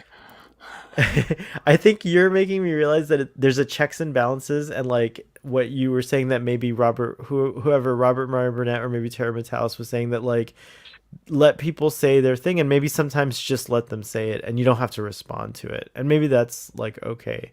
I don't know. There's a lot to think about. Anyway, sorry. I think of stupid things, those stupid little beefs. Remember, I don't know if you remember, maybe you do. I don't know. Remember, I had that beef with Tamara Deverell, a production designer. Like, what was I Was it a on? Like, beef? really? Were you having a beef? Oh, Were I you had a mad? legitimate like, oh, she lied to us. She deceived us. See, what happened was, she went out of her way. She wasn't even asked, and she went out of her way to talk about how she didn't get a chance in season 2 of Star Trek Discovery to design a new Enterprise bridge. She went. She wasn't asked about it. She just went out of her way to say, "I didn't have a chance." So basically, confirming, in a sense, that there was no Enterprise in season 2 of Discovery. We wouldn't see the bridge anyway. We would obviously see the exterior. So I was like, when I found out the bridge was gonna be there, my antennae went up. My antenna went up, like, and Dorian, whatever. And I was like, huh, my Tamara Deverell lied. And I got really butthurt about it. I'm like, why would she go out of her way to say she? But it was like a nice surprise, and I couldn't see the forest for the trees type of thing. So I was like, I feel like a fucking idiot for even getting upset about it. And it was pretty much the last. I don't try. I can't get upset. I can't get upset. I just get like Picard season 2. Me, Braxton, and Ruben discussed most of those episodes. I think I did one with Sean, but as much as I didn't like it, there's fun in the discussion. It's like it can be a little added bonus to something that didn't quite work for you. It's like, and especially if you have one or two in the group that have a completely opposite view, like, oh, I fucking loved it. And it's like, oh, no, no. And then this is kind of a discourse, and that's fun too. I think it's all good as long as we don't like. It gets to a point where people are like, "Fuck you." I remember in Facebook groups early on with Star Trek groups, getting along with people who seemed like so cool and intelligent, and saying one wrong thing, and oh my god, calling me a piece of shit and fucking. I'm like, whoa, you seem like all together, but now you seem like a crazy person. Because to me, even with the anonymity of the internet or whatever, Facebook, it's a little more clear who you are if you want to be that way. I'm not on Facebook anymore, but anyway, it's like, even like, I've never been in a situation where I've gotten upset or overreacted where I didn't feel some kind of remorse or didn't weigh on me. And if any a time when was a prick that I didn't feel remorse, that's like scary to me. Like, oh Jesus, you need to reevaluate and figure out why you're upset. So when people used to get like really upset over stupid minor shit, I would make it a point just to leave it alone and not respond, because I've gotten into, especially the early days of YouTube, when you'd get like vitriolic responses for an opinion or something on like a trailer, like Spider-Man 3 is coming out, at least way back in the day. People would just like, oh my god, remember kill yourself was like a very common thing to say, just like I'm like, why do people encourage that kind of thing? That's awful. But even worse, like, just, and used to respond, and they would feed off of your, like, the energy vampires and what we do in the shadows. It's like, in what we do in the shadows, there's energy vampires where like they just feed off of your energy and despair, whether it's despair or boredom, anything. They get stronger and stronger. Like, whatever. And yeah, just leave it alone. Stop. If someone's messed up enough to attack you in such a way, and don't get me started. That's why I don't game. You talk about the game world, putting on headphones and like playing Call of Duty or something.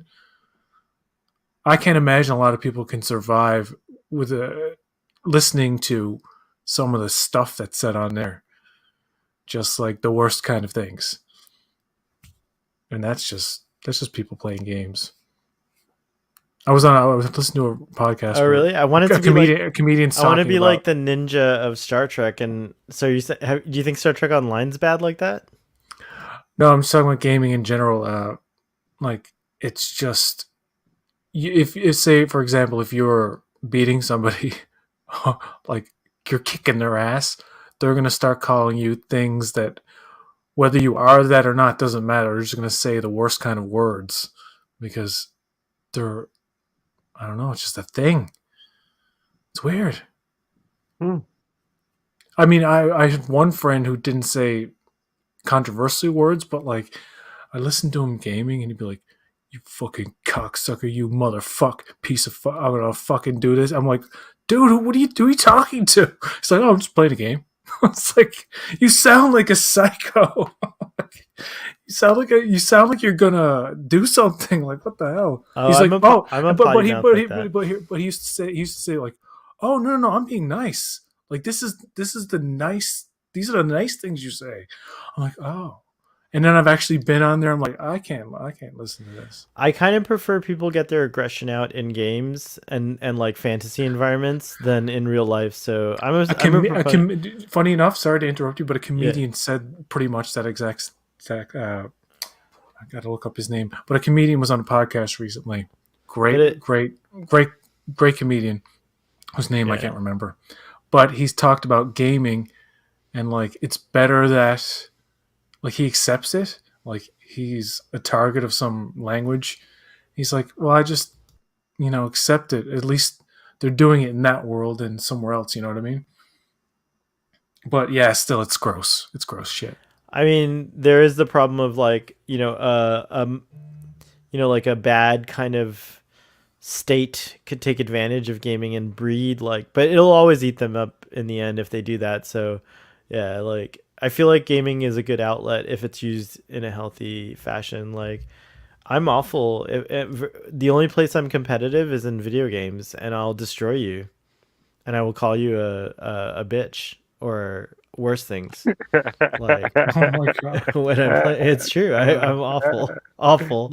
You don't want to play a video game against me. It's like the worst. Why are you so mean? But that being said, I'm bad at most video games, so don't There was worry. a podcast You'll with probably beat me. Mateo Lane. He's a comedian. Mateo Lane. I don't know if anybody knows him. He's a muscular gay comedian with a mustache. Yeah, Mateo. Uh-huh.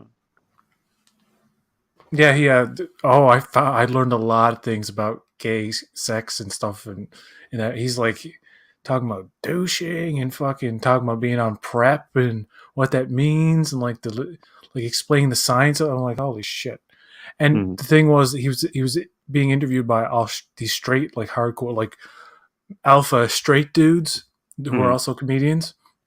So they're asking him like the stereotypical what straight guys would ask a gay guy question out of curiosity and stuff like that. It was interesting. He was a good sport about it, but they talked about like gay men stereotypes, lesbian stereotypes, like the range of lesbian stereotypes that are out there. Like it's like learn a lot of stuff, but like the mechanics of getting prepared for anal sex and stuff like this. I'm like, oh, I didn't even think about it. I just thought like and the dudes were like asking him like, so when you go on the club, you just go in the bathroom stall, like what happens? Like, asking those kind of questions, like very Aren't you fucking like glad that you learned about it though typical. now? Like now you know like Well, the I know the you need to have I know challenges. it's proper to have a clean asshole. You just if you're a typical bottom, then you should go out with a clean asshole. If you're a top, you probably won't have to worry about it. Well, you do. You want to. There's like all kinds of things tops should be considerate about too. Yeah, like But I that's learned about a drug thinkable. called PrEP, which is a daily drug that's given that keeps you from getting HIV. Well, what it is basically you're taking HIV. It's It's a not this prophylactic. simple, but yeah, exactly. So like, but like the way it works is like I think you're introducing like the same kind of like antiviral medications into your body, but in a different like dosage, like probably a more that you in other words it's the same drugs kind of. I actually don't listen to me, but anyways it's a wonderful thing. It allows like I think men to just have another men who sleep with men and men who sleep with women, everyone to have another, and also Yeah. women who sleep with women, everyone, just it lets everyone have an added layer of protection against Starfleet boy, HIV. you're going the right way when you were talking about like, yeah, people are using current like drugs to treat HIV, but they're like, that's what PrEP is. It's just like Right. You're HIV just drugs. like, yeah, so that you don't like your body already has the antiviral like stuff in it. Yeah, it's cool. Hmm. Yeah. If anybody's interested in that podcast with Theo Lane, it's on the channel called Flagrant. The title is Flagrant 2, as in the number 2 is gay, featuring Mateo Lane. Uh, I also learned about, he explained, what are you into? What does that mean? It's like, what are you into? Like, what do you say? Like, you know what I mean? And he's like, there's three things. He's like, top, bottom, verse. And he's like, that's how it starts. I'm like, oh, it's so top means top, and obviously. Bottom means bottom. Verse means you can do whatever. PJ, you ready to hit the club tonight, I'm dude? You ready got to hit the everything to clubs do, dude. and figure and yeah, get destroyed by some dude. Wow, destroyed, PJ. That's you No, want to get destroyed? Dude, no, no, hey, no. Destroyed? Oh PJ's my gonna god. douche before he goes out tonight, No, dude. I don't know. Maybe I don't know if it was Timothy Chalamet. Maybe. Ooh, it always Oh, Seems starts Tim, with he you doesn't starts like with seem an you like too. He exception. doesn't seem too intimidating. you like the girly boys, dude. I like the twinks. Yeah. Mm, mm. Well, why wouldn't I? Well, I shouldn't I'm say a girly twink boy. myself. That's not fair to say girly I'm a boy. butch twink.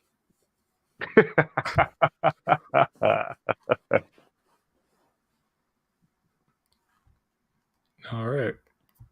Sorry, Never sorry. It go. was I had to get. I got distracted and had to go tend to something. Apparently, my door was open. I was too loud. But what Oh were y'all wow. saying? Did I Dude, miss they something heard again? Butch Twink and someone opened the door. They were like, "Ooh, what Butch Twink?" Is there such a thing as a Butch Twink? I'm sorry. Wait, what are you talking about? Of course, there's all different flavors of Twinks. A Butch Twink. There's Twunks. No, Remember, like there's Twunks too.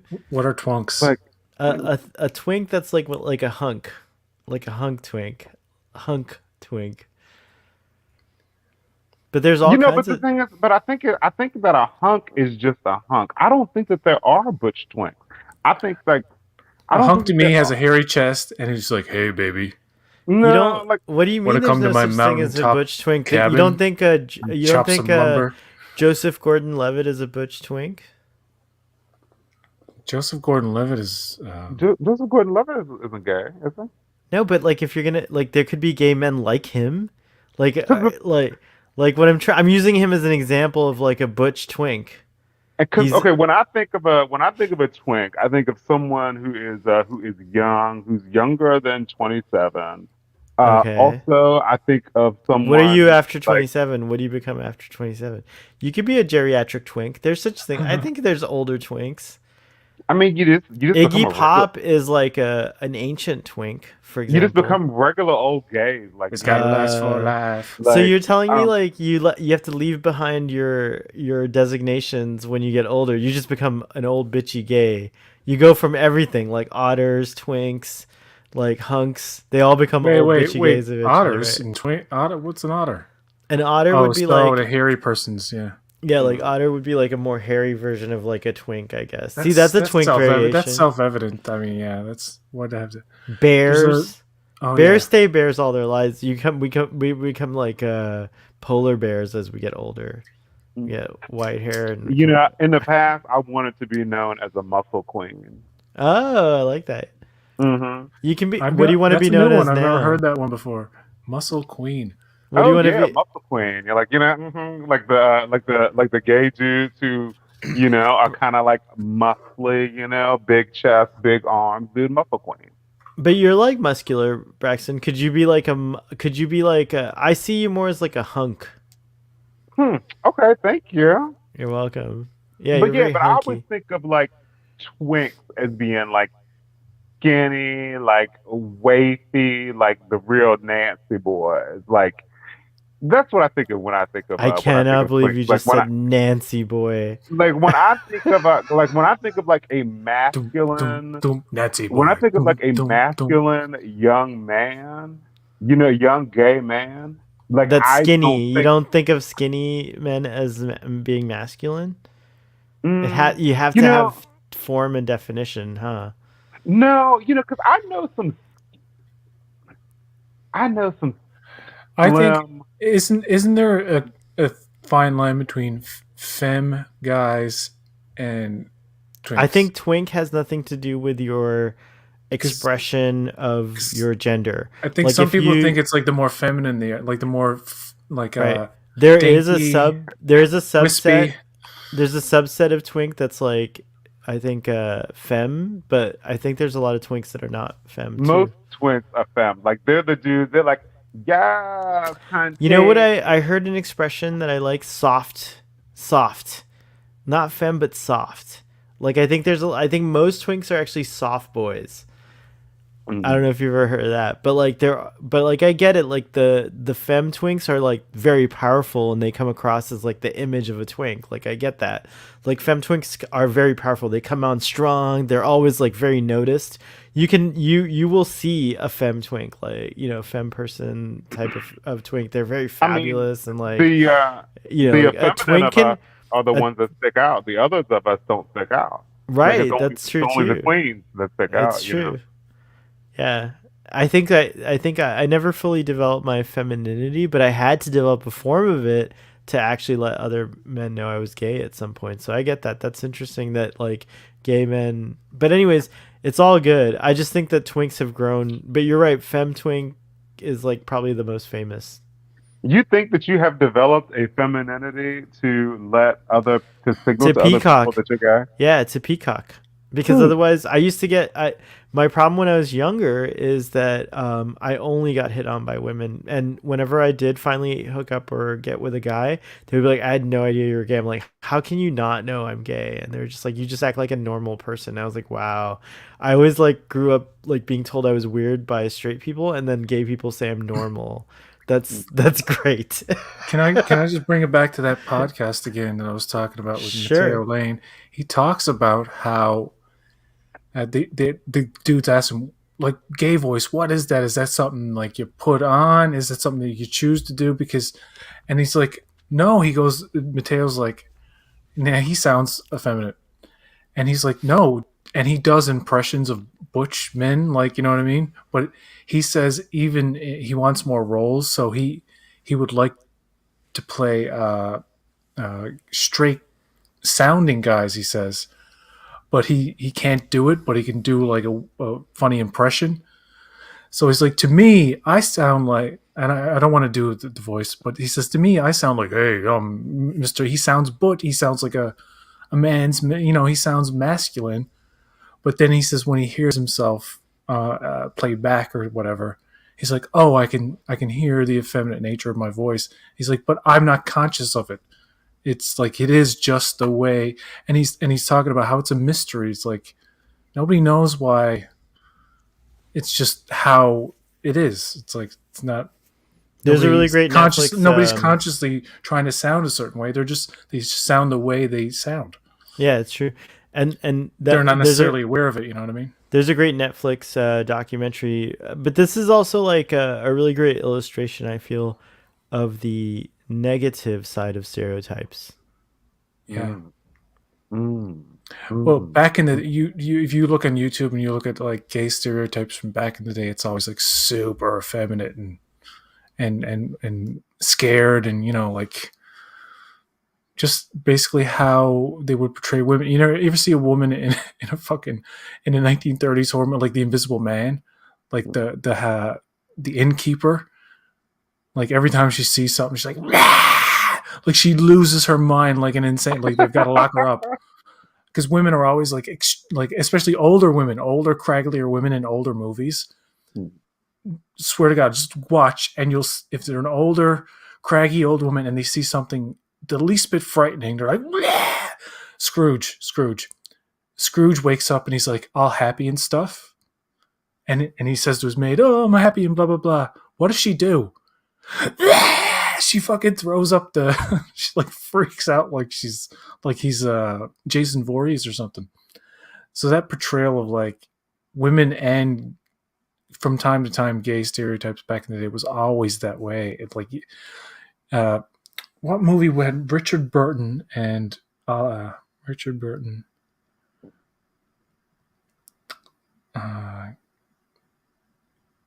Who's that guy who played Doctor Doolittle? Rex Harrison. There's an old, it's called Staircase, and Rex Harrison and God, what Richard Burton. You know, they're straight men. Rex Harrison is the guy that Stewie is based on from Family Guy. You know, Stewie's voice, because Rex Harrison was like considered an effeminate man, and I suppose people question his sexuality, but he was straight by all accounts. And they play a very stereotypical bickering gay couple, and it's an early example of like them being the butt of the joke as opposed to a story about a gay couple. It's like they're poking fun at all the tropes type of thing. But then there's another movie. It's The Apartment. It's the one with Zachary Quinto and the guy from Big Bang Theory, Jim Parsons. The Boys in the Band. That was a remake on Netflix, but there was an original movie back in the 70s based on a play, and that was what you would call like more progressive in the sense that it didn't look at the characters through the lens of ridicule or, oh, this is funny and silly. It's like, no, these are real people with real problems. All the characters just happen to be gay men. And that was way back in the day, that original movie. Was it an 80s movie? The Boys in the Band? No, it was 1968. Oh, wow. No, it was a 1970 version. It was directed by William Friedkin, the guy who made Exorcist a few years later. The new Boys in the Band is good. Yeah. Yeah, watch that. It's good. Jim Parsons is really good as that really Oh country. shit! I've been guy. meaning to see the new Boys in the Band. I forgot to watch Oh, it. dude, it is so good. I gotta watch it. You love it, dude. I gotta watch it. I Very like cool. the more modern take on it. You know, I thought it was it was awesome, dude. You guys, Starfleet Boy's turning into a pumpkin. I think you tired? Dude, we should talk Game of Thrones really fast, and then we should jump and then. Well, I don't want to Yeah, know but- spoilers, so actually, then if you're gonna talk Oh. Game of Thrones, I'll dip. have you seen the latest episode, Braxton? Oh yeah, dude. Okay. Oh yeah, okay. you guys should talk about it. Okay. Well, thank you for being here, Starfleet boy. Man, Starfleet boy. Before you leave. Sure. This is really important, dude. Oh, okay. So, in Game of Thrones, they are about to start portraying Laenor Valerion more, dude. And so I think that you need to go ahead and catch up because they're about to introduce a gay character into House of the Dragon. I don't know where they're gonna take them, you know. So, dude, you need to catch up, dude, so we can watch and talk about it and have some tea, girl. They like to kill the gays on that on those Game of Thrones, so I don't know. Gosh, We'll man. see. Dude, they cannot. Oh, they can't kill Laenor Valerion, dude. Like, I want Laenor Valerion to be amazing in the show, dude. Like, I'm so hopeful. Like, I feel like if they disappoint me, I could potentially even stop watching. I don't even know. By the way, Joel, elves do sleep, and they have the best dreams ever, and I'm about to have them. All right, good night, Galadriel Spot. G Good night, Spot. Starfleet boy. Professor G Spot had a great time, PJ. Thank you for having me on. And I think I'll try to squeeze in Game of Thrones, but I'm really addicted to 12 Monkeys. Good Dude, night, guys. I'll talk to you tomorrow. Yes. All right, baby. Yes. Bye. Bye. See ya. Dude, motherfucking Game of Thrones, dude. Oh, House of Dragon, dude. I am eating it up, PJ. Like I think that I told you. So I had a conversation with Al on Tuesday night. Me and Al did a episode review of episode 4 of House of the Dragon. Dude, man, like me and Al talked for like 45 minutes, dude, but I could have literally been talking fucking 2 hours, dude. Like, you know, I did not know that I was jumping into such a great show, dude. Like, um, I did not watch Game of Thrones, dude. But like I was scrolling HBO Max and they showed Corlys Velaryon on the art, and I said, "Oh, well, this seems accessible. Let me click play." Dude, man, I am so into it, dude. Like I've been watching like lore videos and stuff, and now like as we are on the cusp of seeing Laenor Valerion enter Rhaenyra's life, I am really fucking interested to see what they're gonna do, dude. Um, but I thought this last episode was good. I was really worried about Rhaenyra, like with her being scandalized and like people like thinking that her virtue might be gone. Like I was really worried about her. Because like I feel like a reputation means something. Like earlier we were talking about the Woman King and how horribly women are treated. And have been Yeah. treated in the past. Like this is another example, of like, the double standards and things and like how horribly women are treated, dude. But I thought this was a fucking great episode, dude. Like I loved when Allison like confronted her and Allison was like so mad. She's like, Yeah. oh my gosh, like tell me what happened, like your virtue. And then Yeah. like Rhaenyra told those lies and like on her mother's grave she told those lies, PJ. Yeah. Well, she's trying to protect her own ass. Uh, I find it interesting. The show, like episode 1, you get 6 months later, episode 2, and then you get like 2 years later, something. It's like a big jump from episode 2 to 3, but episodes 3 and 4 are closer together. Yeah. So if you watch them back to back, the kind of because it's all about Rhaenyra and not wanting to be married off. And she doesn't want to be used, and she wants to have some form of control, which she knows she can't have.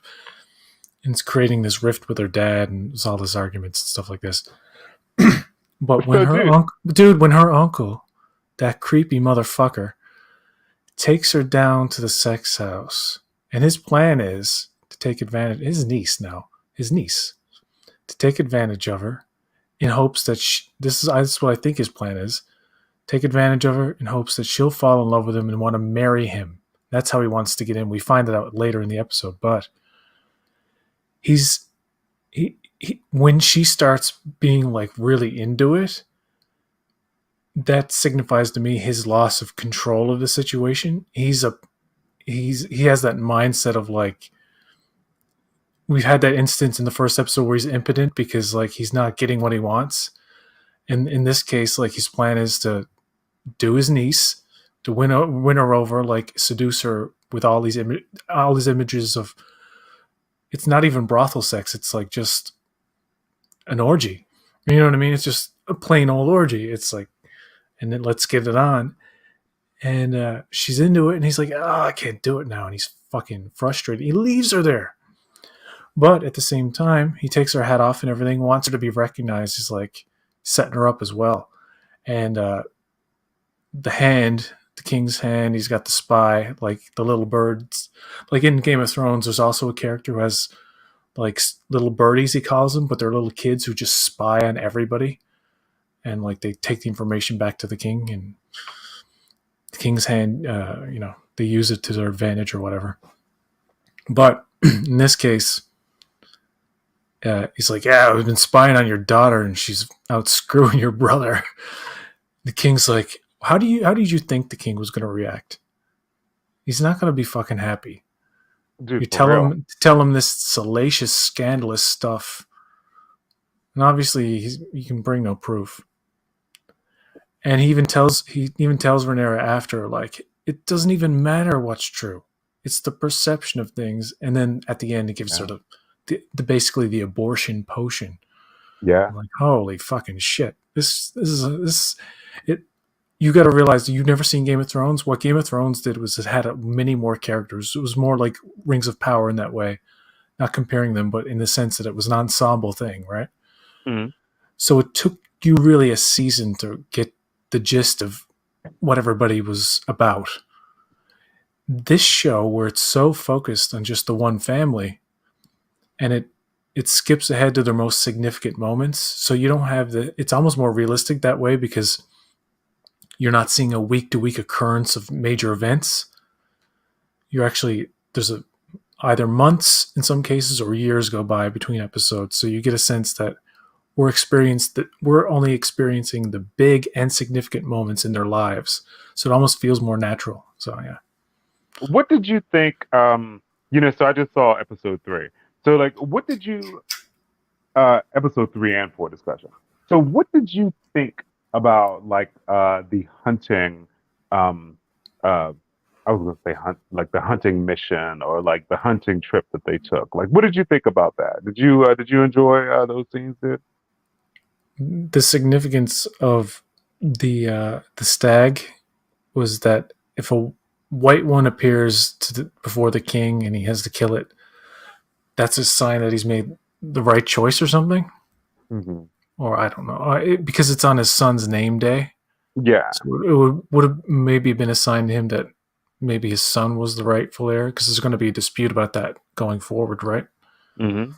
Uh, but the white stag appears to Rhaenyra. Is it Rhaenyra or Rhaenyra's? Rhaenyra? Yeah, Rhaenyra and Christian Cole. You know, dude, like in like after seeing episode four, episode three had a bit more impact What's her on me. guard's name again? Sorry. His name, I thought his name was like Christian Cole. Okay, Christian. Chris, Yeah. Okay. yeah. So it had more impact. Episode three had more impact on me because, like, I was thinking, like, okay, well, like, she chose him in like episode one, and then, so I thought that the hunting trip was really cool. Like, it was like a good chance to like have some like um some like character building, relationship building with Viserys and Rhaenys Mm. also, or not with Rhaenys, Rhaenyra, and also with Alicent and You get to see Rhaenyra. that slimy Lannisters have been slimy for generations. But shit, I totally thought that the Lannister dude was totally charming when he rolled up. He was like, "Oh yeah, like I have like the highest tower anywhere," and then he like snapped his fingers, and the servant like brought them some wine, and he was like, "Oh yeah, like I can dig a dragon pit, do anything for my queen or my lady wife, I was like, ooh, wow, dude. He was like, oh yeah, we're like the second richest Mm, family like in yeah, these lands, dude. I it's was like, true. ooh, he's so charming, dude. He was like, ooh, He- seems like a good offer.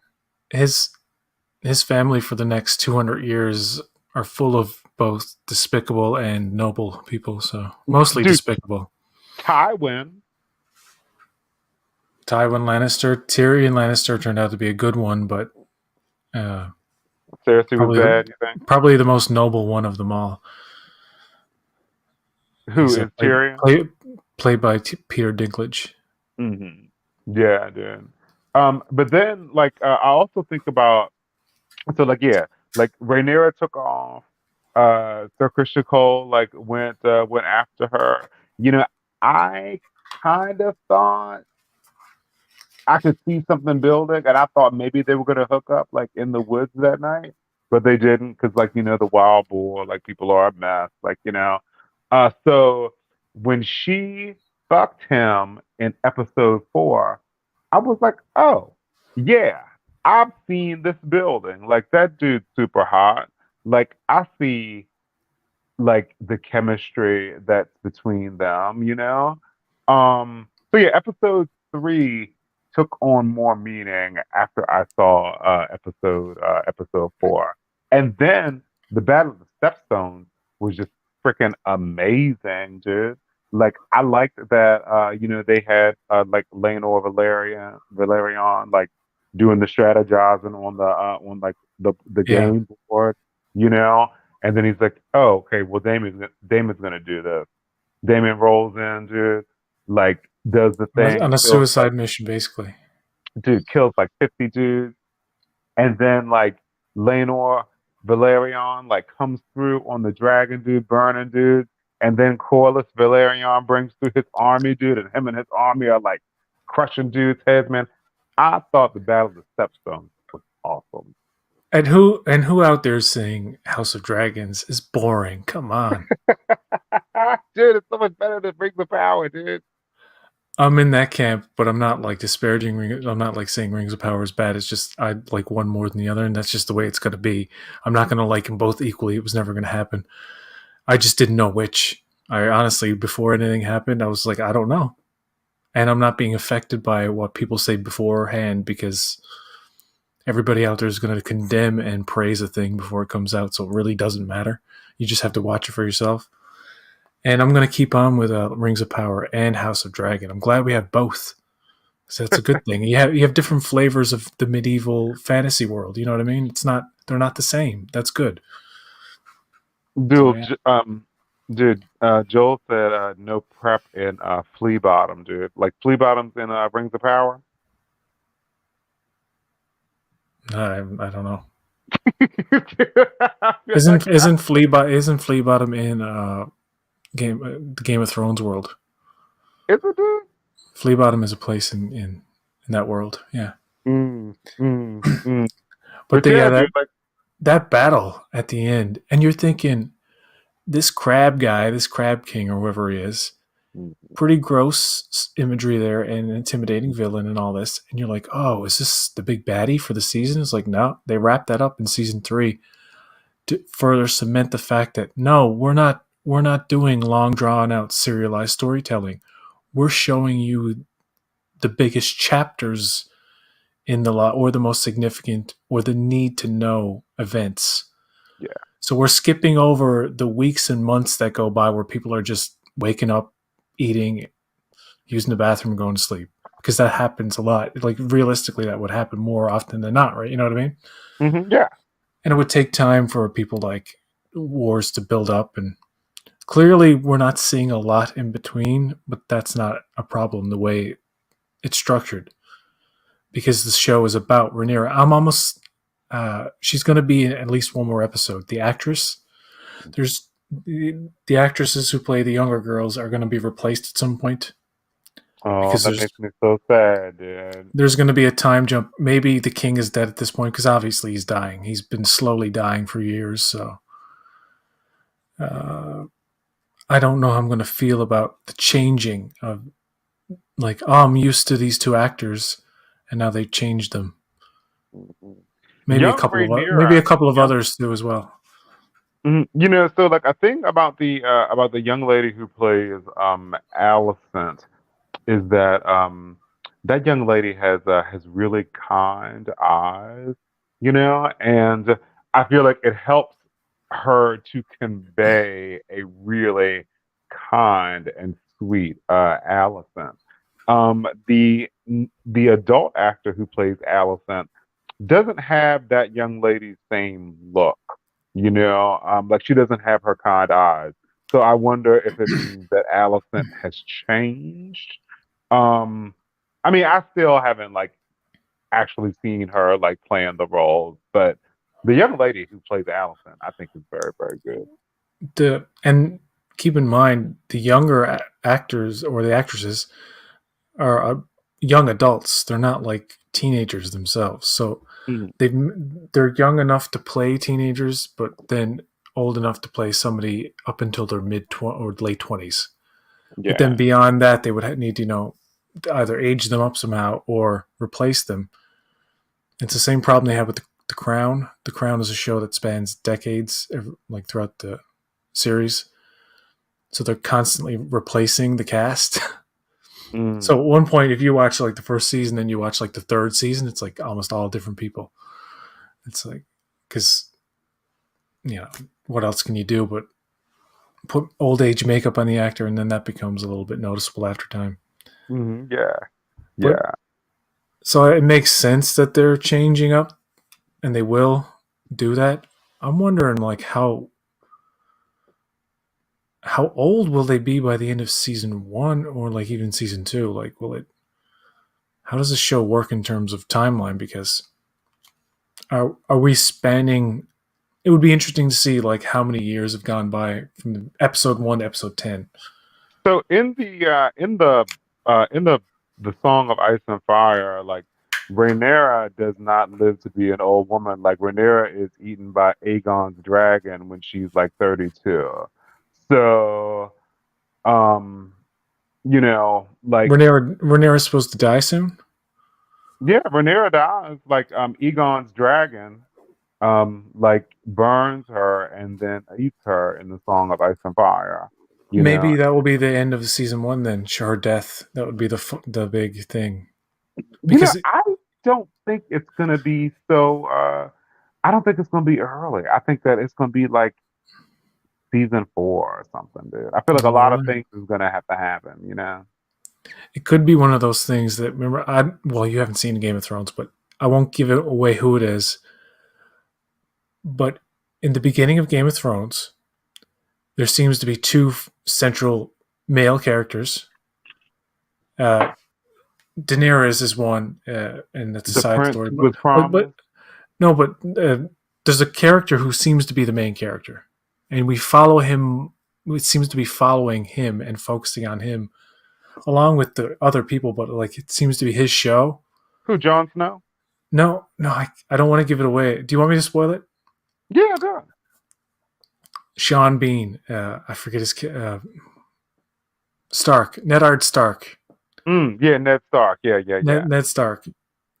It seems to be like, oh, this is Sean Bean's show. I mean, he's the Because he becomes King of the North, first in the right? credits. No, no, I don't. I think it's episode 8. I could be episode 7 or 8. He gets his head chopped off in front of his little kid daughter, and it's like, wow, they just Wow. because you think he's there in the gallows or whatever, or the execution where they're going to execute him. What's the thing where they put your head in the? The Is that guillotine. the guillotine? Except it's not a guillotine; it's an actual. His head's put on a block and chopped off with a sword. That's how they do it. Uh, and you're thinking, well, he's the main character, right? This is what you're thinking. But this is before Game of Thrones was a thing. People were still discovering it. They didn't really know exactly where it would go. Hmm. And in our minds, we're trained to think, well, the main character is going to live. But no, nothing saves him, and he dies. And you're like, ah, so who's the main character? Like you actually start. You're like, I remember thinking, So I that was was like, King Joffrey who did that. yeah, yeah. Okay. So King Joffrey has already taken the throne in the first season after Robert Baratheon has died. King Joffrey becomes king in the first episode because his grandfather. I don't know. I can't remember. It's been so long. Because I I thought can't. Robert Baratheon, his father, was the king, and then Robert Baratheon like Robert got attacked by like a hog or something, in and the then he first. died. The plan in the first episode is that Robert Baratheon comes to King's Landing to wed his daughter. I can't believe I forgot her name, but he meant to marry his daughter to Joffrey, right?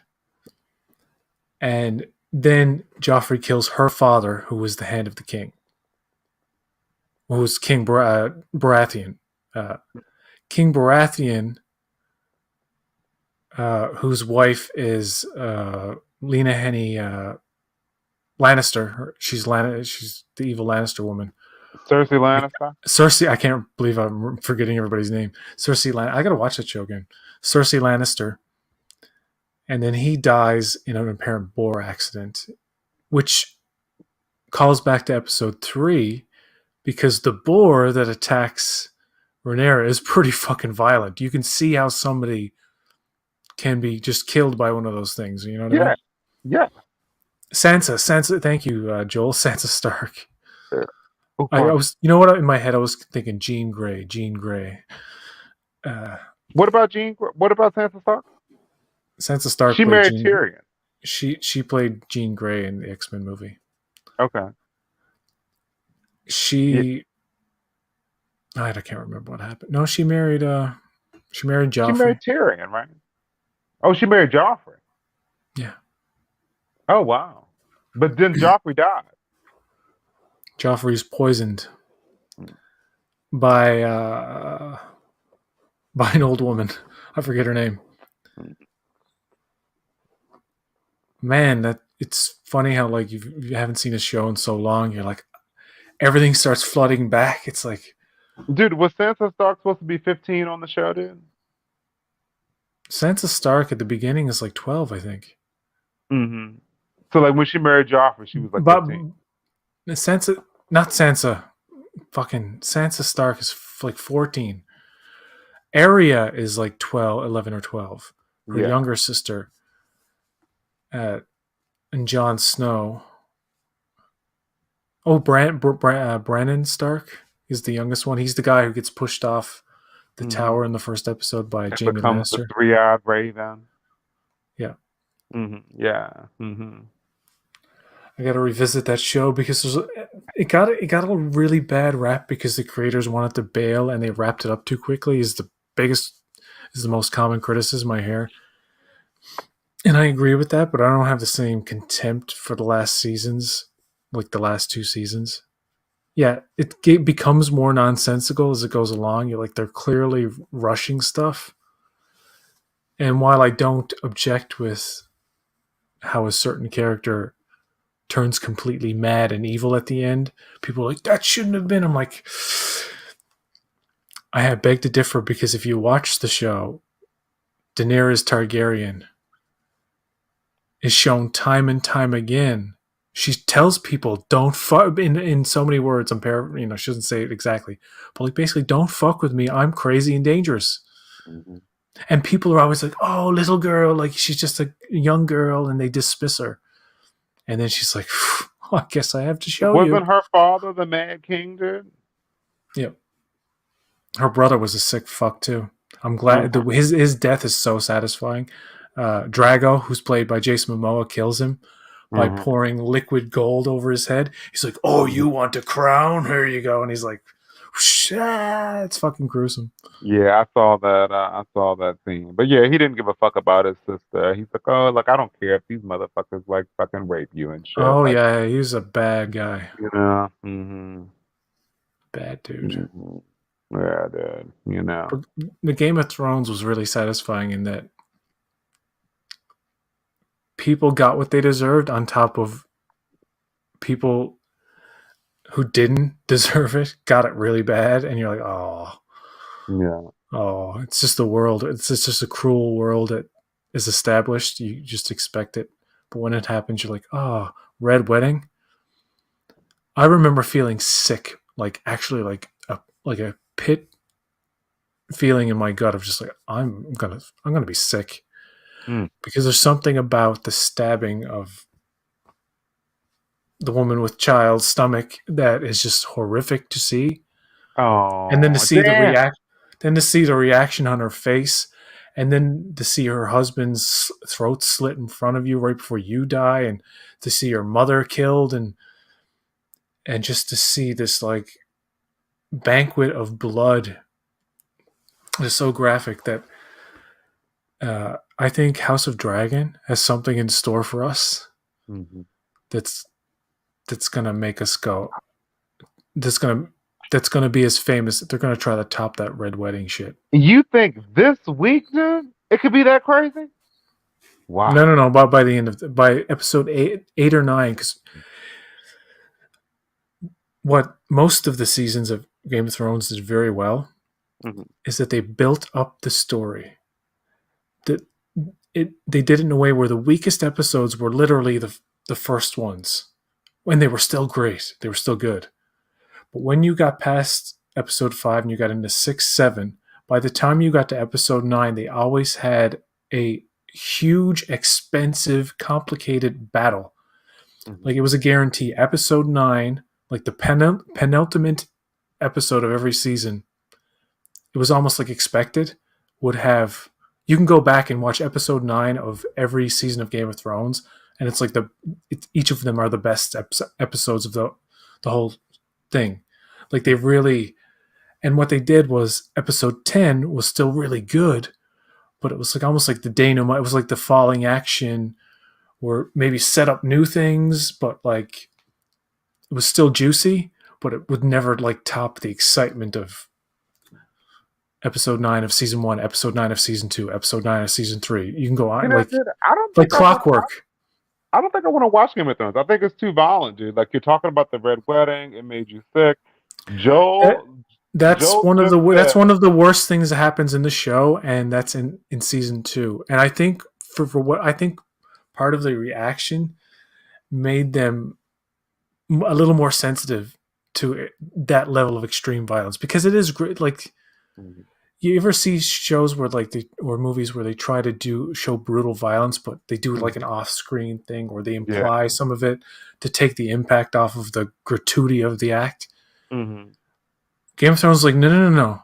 We're gonna put that right in your fucking face and just show you like a full-on wide shot of a pregnant woman being stabbed, her husband being killed, her mother-in-law, her this everybody. Hmm.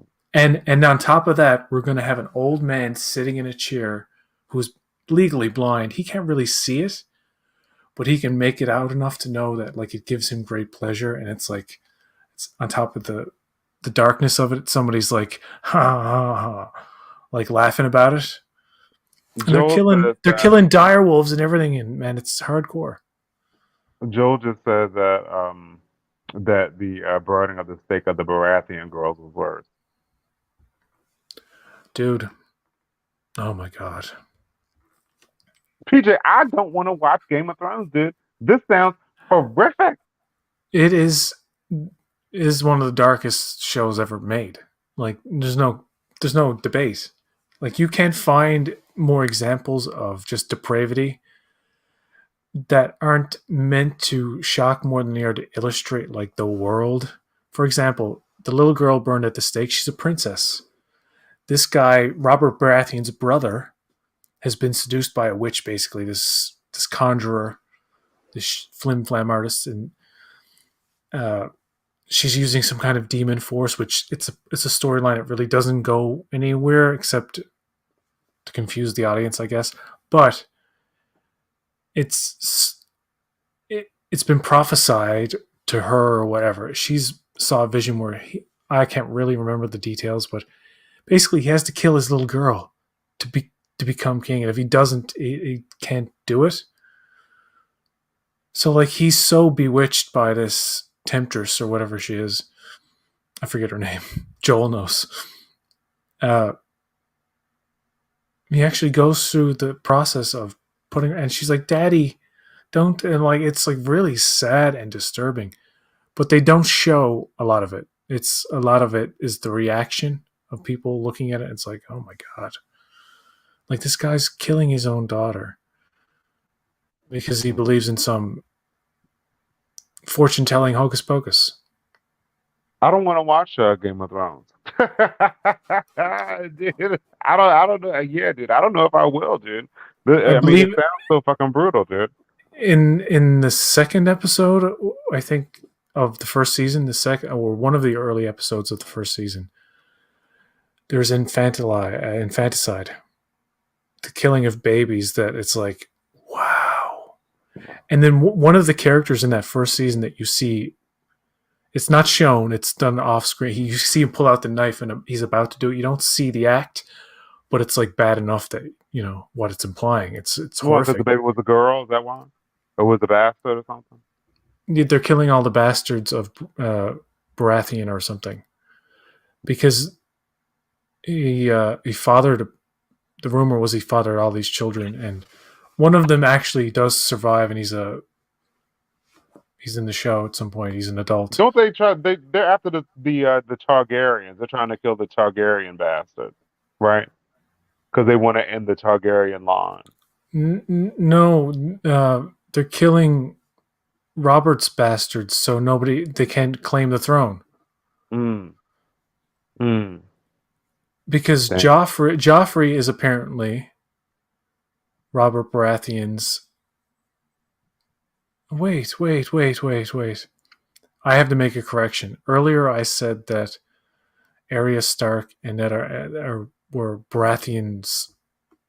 I said my brain's not working. I said that uh, Robert Baratheon's son was going to be married to Joffrey. I meant that Joffrey was his son, but it's not really his son because she fathered him from Jaime, who was her brother. Yeah, I just make that correction. But Ned Stark is the Hand of the King, and his daughter Sansa is going to be married to Robert's apparent son, Joffrey. But see, Robert had screwed so many women and fought, he has bastard children out there. So they went out and all the suspected ones. I don't know who had the proof of what, but it's complicated. Yes, Joel, it's complicated. Damn, dude. Damn, dude. It is. Yeah. But House of the Dragon is so good, dude. I enjoyed um episode 4, dude, and I agree with you, dude. Like I think that like her uncle was terrible, dude. Like I feel like he tried to expose her, like when he took her hat off, dude. It's like, man, you knew that she was gonna be that people were gonna know and people were gonna be talking, you know? And he likes to get his brother riled up. He loves his brother and all this, loves his family, but he's out for himself and he has an agenda, and he doesn't care if it costs those he apparently loves. No, he doesn't. But Damon is so complicated, dude. Like Damon's totally an asshole, totally impulsive, like totally brutally violent, but he does love Viserys and Rhaenyra.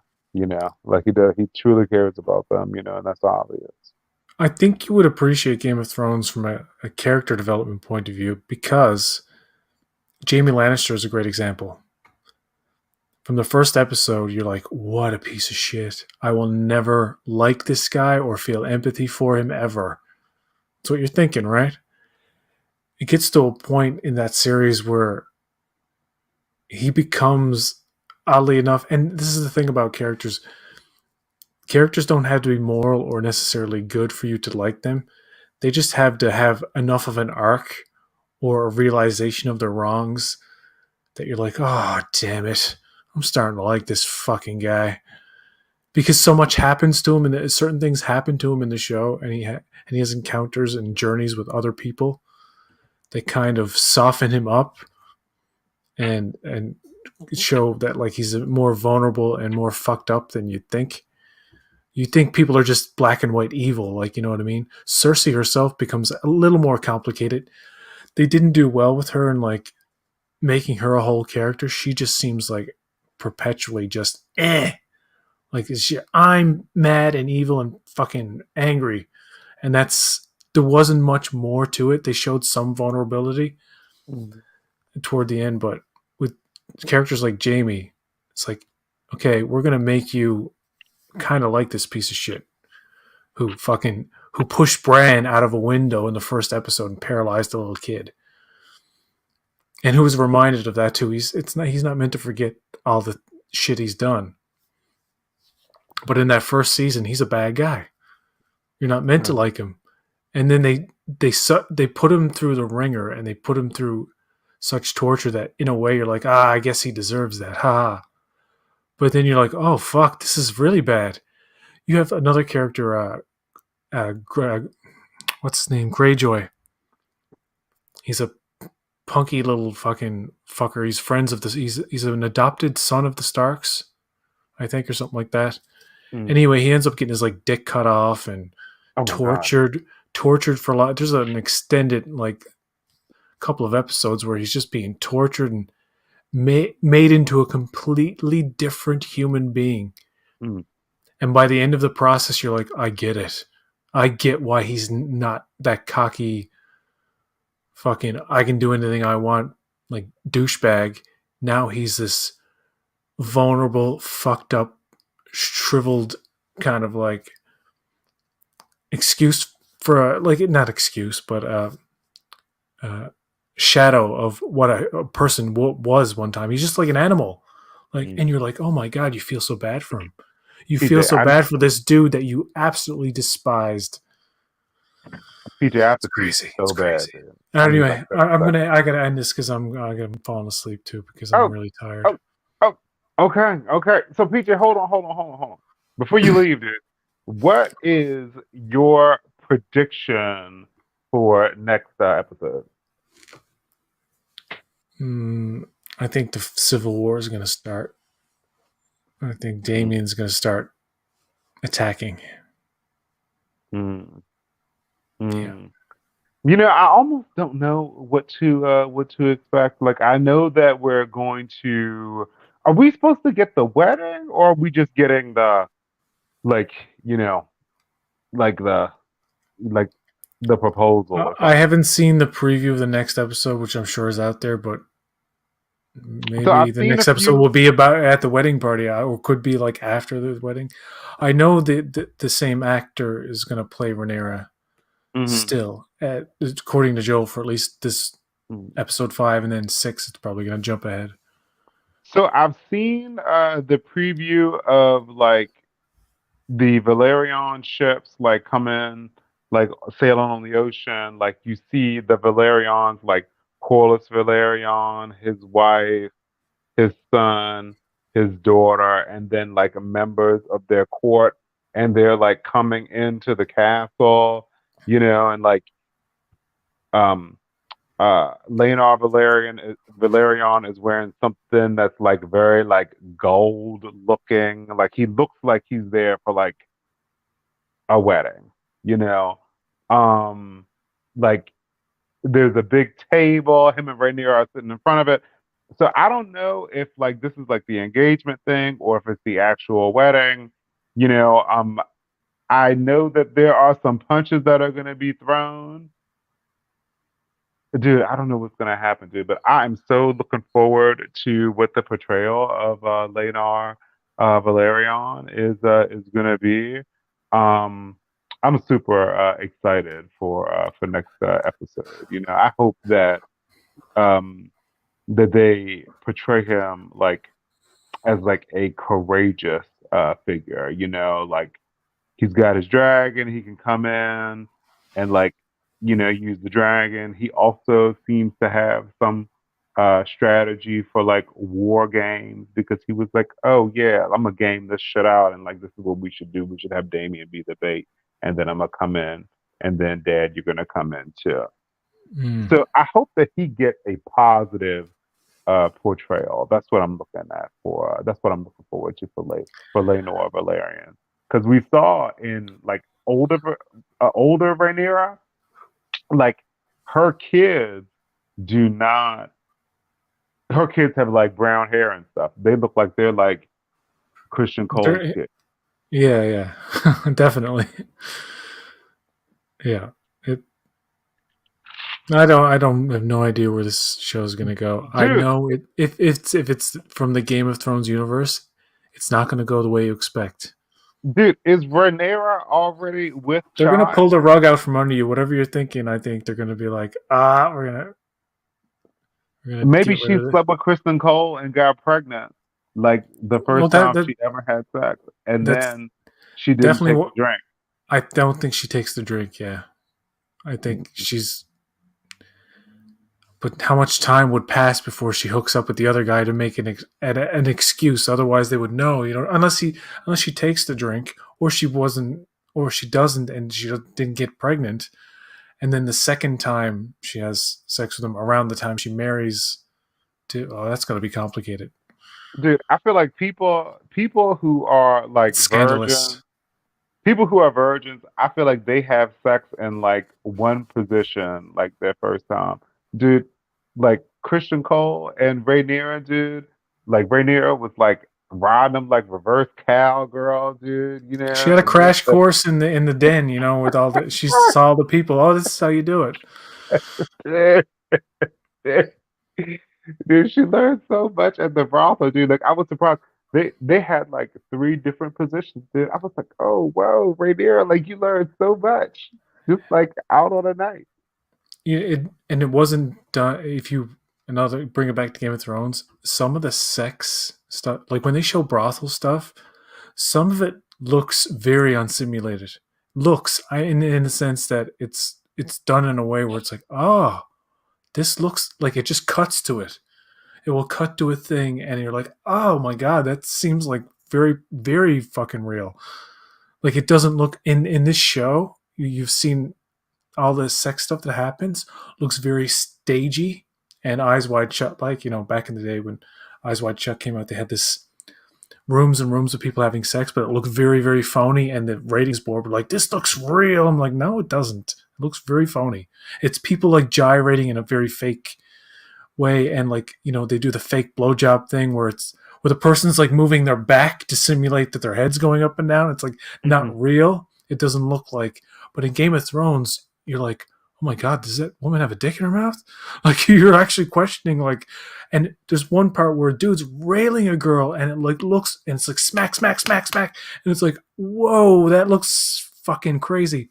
There's there's one performance art thing where this guy's being celebrated, this guard or whatever who he is, and they bring in all these nude female contortionists, and they're literally like bending over backwards, and their vaginas are like in camera, like full on, like bent over backwards. I'm like, this is the most graphic fucking show. Like at the time, like there was nothing like it. I knew people who couldn't watch it because they couldn't have it on in their living rooms because they didn't know what was gonna violence wise or sexual, like floppy wiener.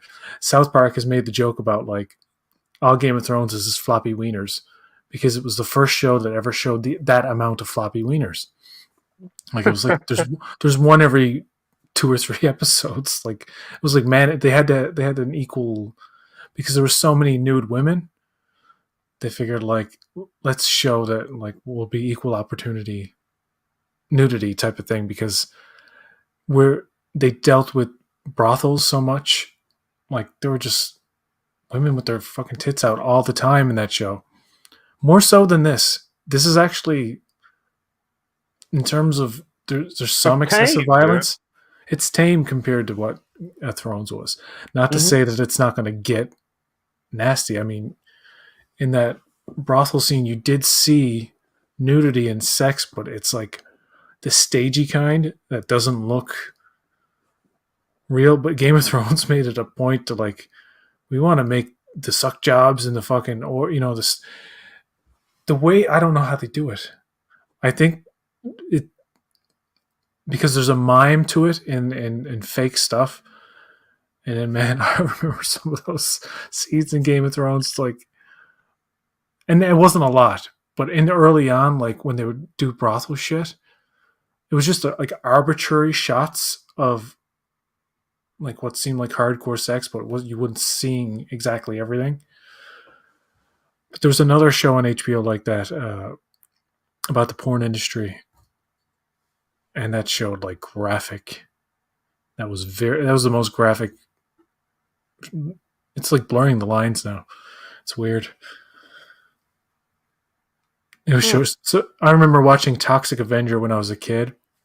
My mother was like, "What the fuck is this?" Because it was based on a cartoon I used to watch on TV. So my mother was like, "Okay, the movie must be harmless."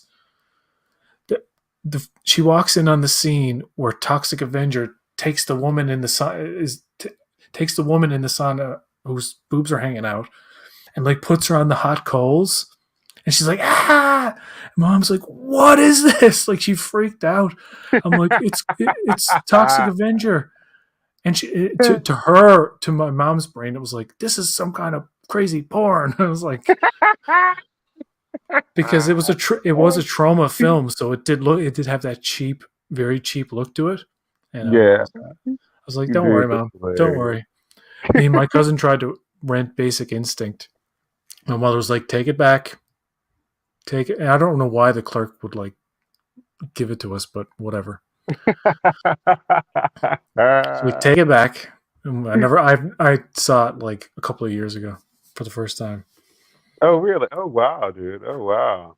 Yeah, I'm depraved. Dude, Game of Thrones episode 5, dude. I can't fucking. Uh, I mean, Game of Thrones. House of Dragon episode 5, dude. are you I'm glad that excited. they used the theme from Game of Thrones? Well, I mean, I've never watched Game of Thrones. Oh yeah, Uh, shit. I keep forgetting. But that's the but I theme mean, from Game of Thrones. I like the music, dude. If it's good music, why change it? Uh, Joel's pointing out Californication with David Duchovny was also a very sexual show. In fact, it has a scene where a woman squirts all over a man's face, and they Oh show wow. it. Oh It's wow. it's played for comedic effect because he's supposed to be like doing stuff. He's doing oral on a woman, and his wife is there, and his wife is okay with it. But his wife walks in as the woman's about to do it, and he's like, "Hey, honey," and he looks over, and then he gets a. It's very graphic. Anyway, thank you for joining me, Braxton, Starfleet Boy earlier, and Joel and other people in the chat. Had a lot of fun. PJ, thanks for having me, dude. I had a lot of fun talking to you and Starfleet Boys tonight about Game of Thrones. I keep saying fucking Game of Thrones. House It of is well, Dragon. technically, it is Game of Thrones, House of Drag, whatever, same hmm thing. Rings of Power. Woman King. Fun times, dude. All right, thank you. Until next time, folks. Live long and prosper.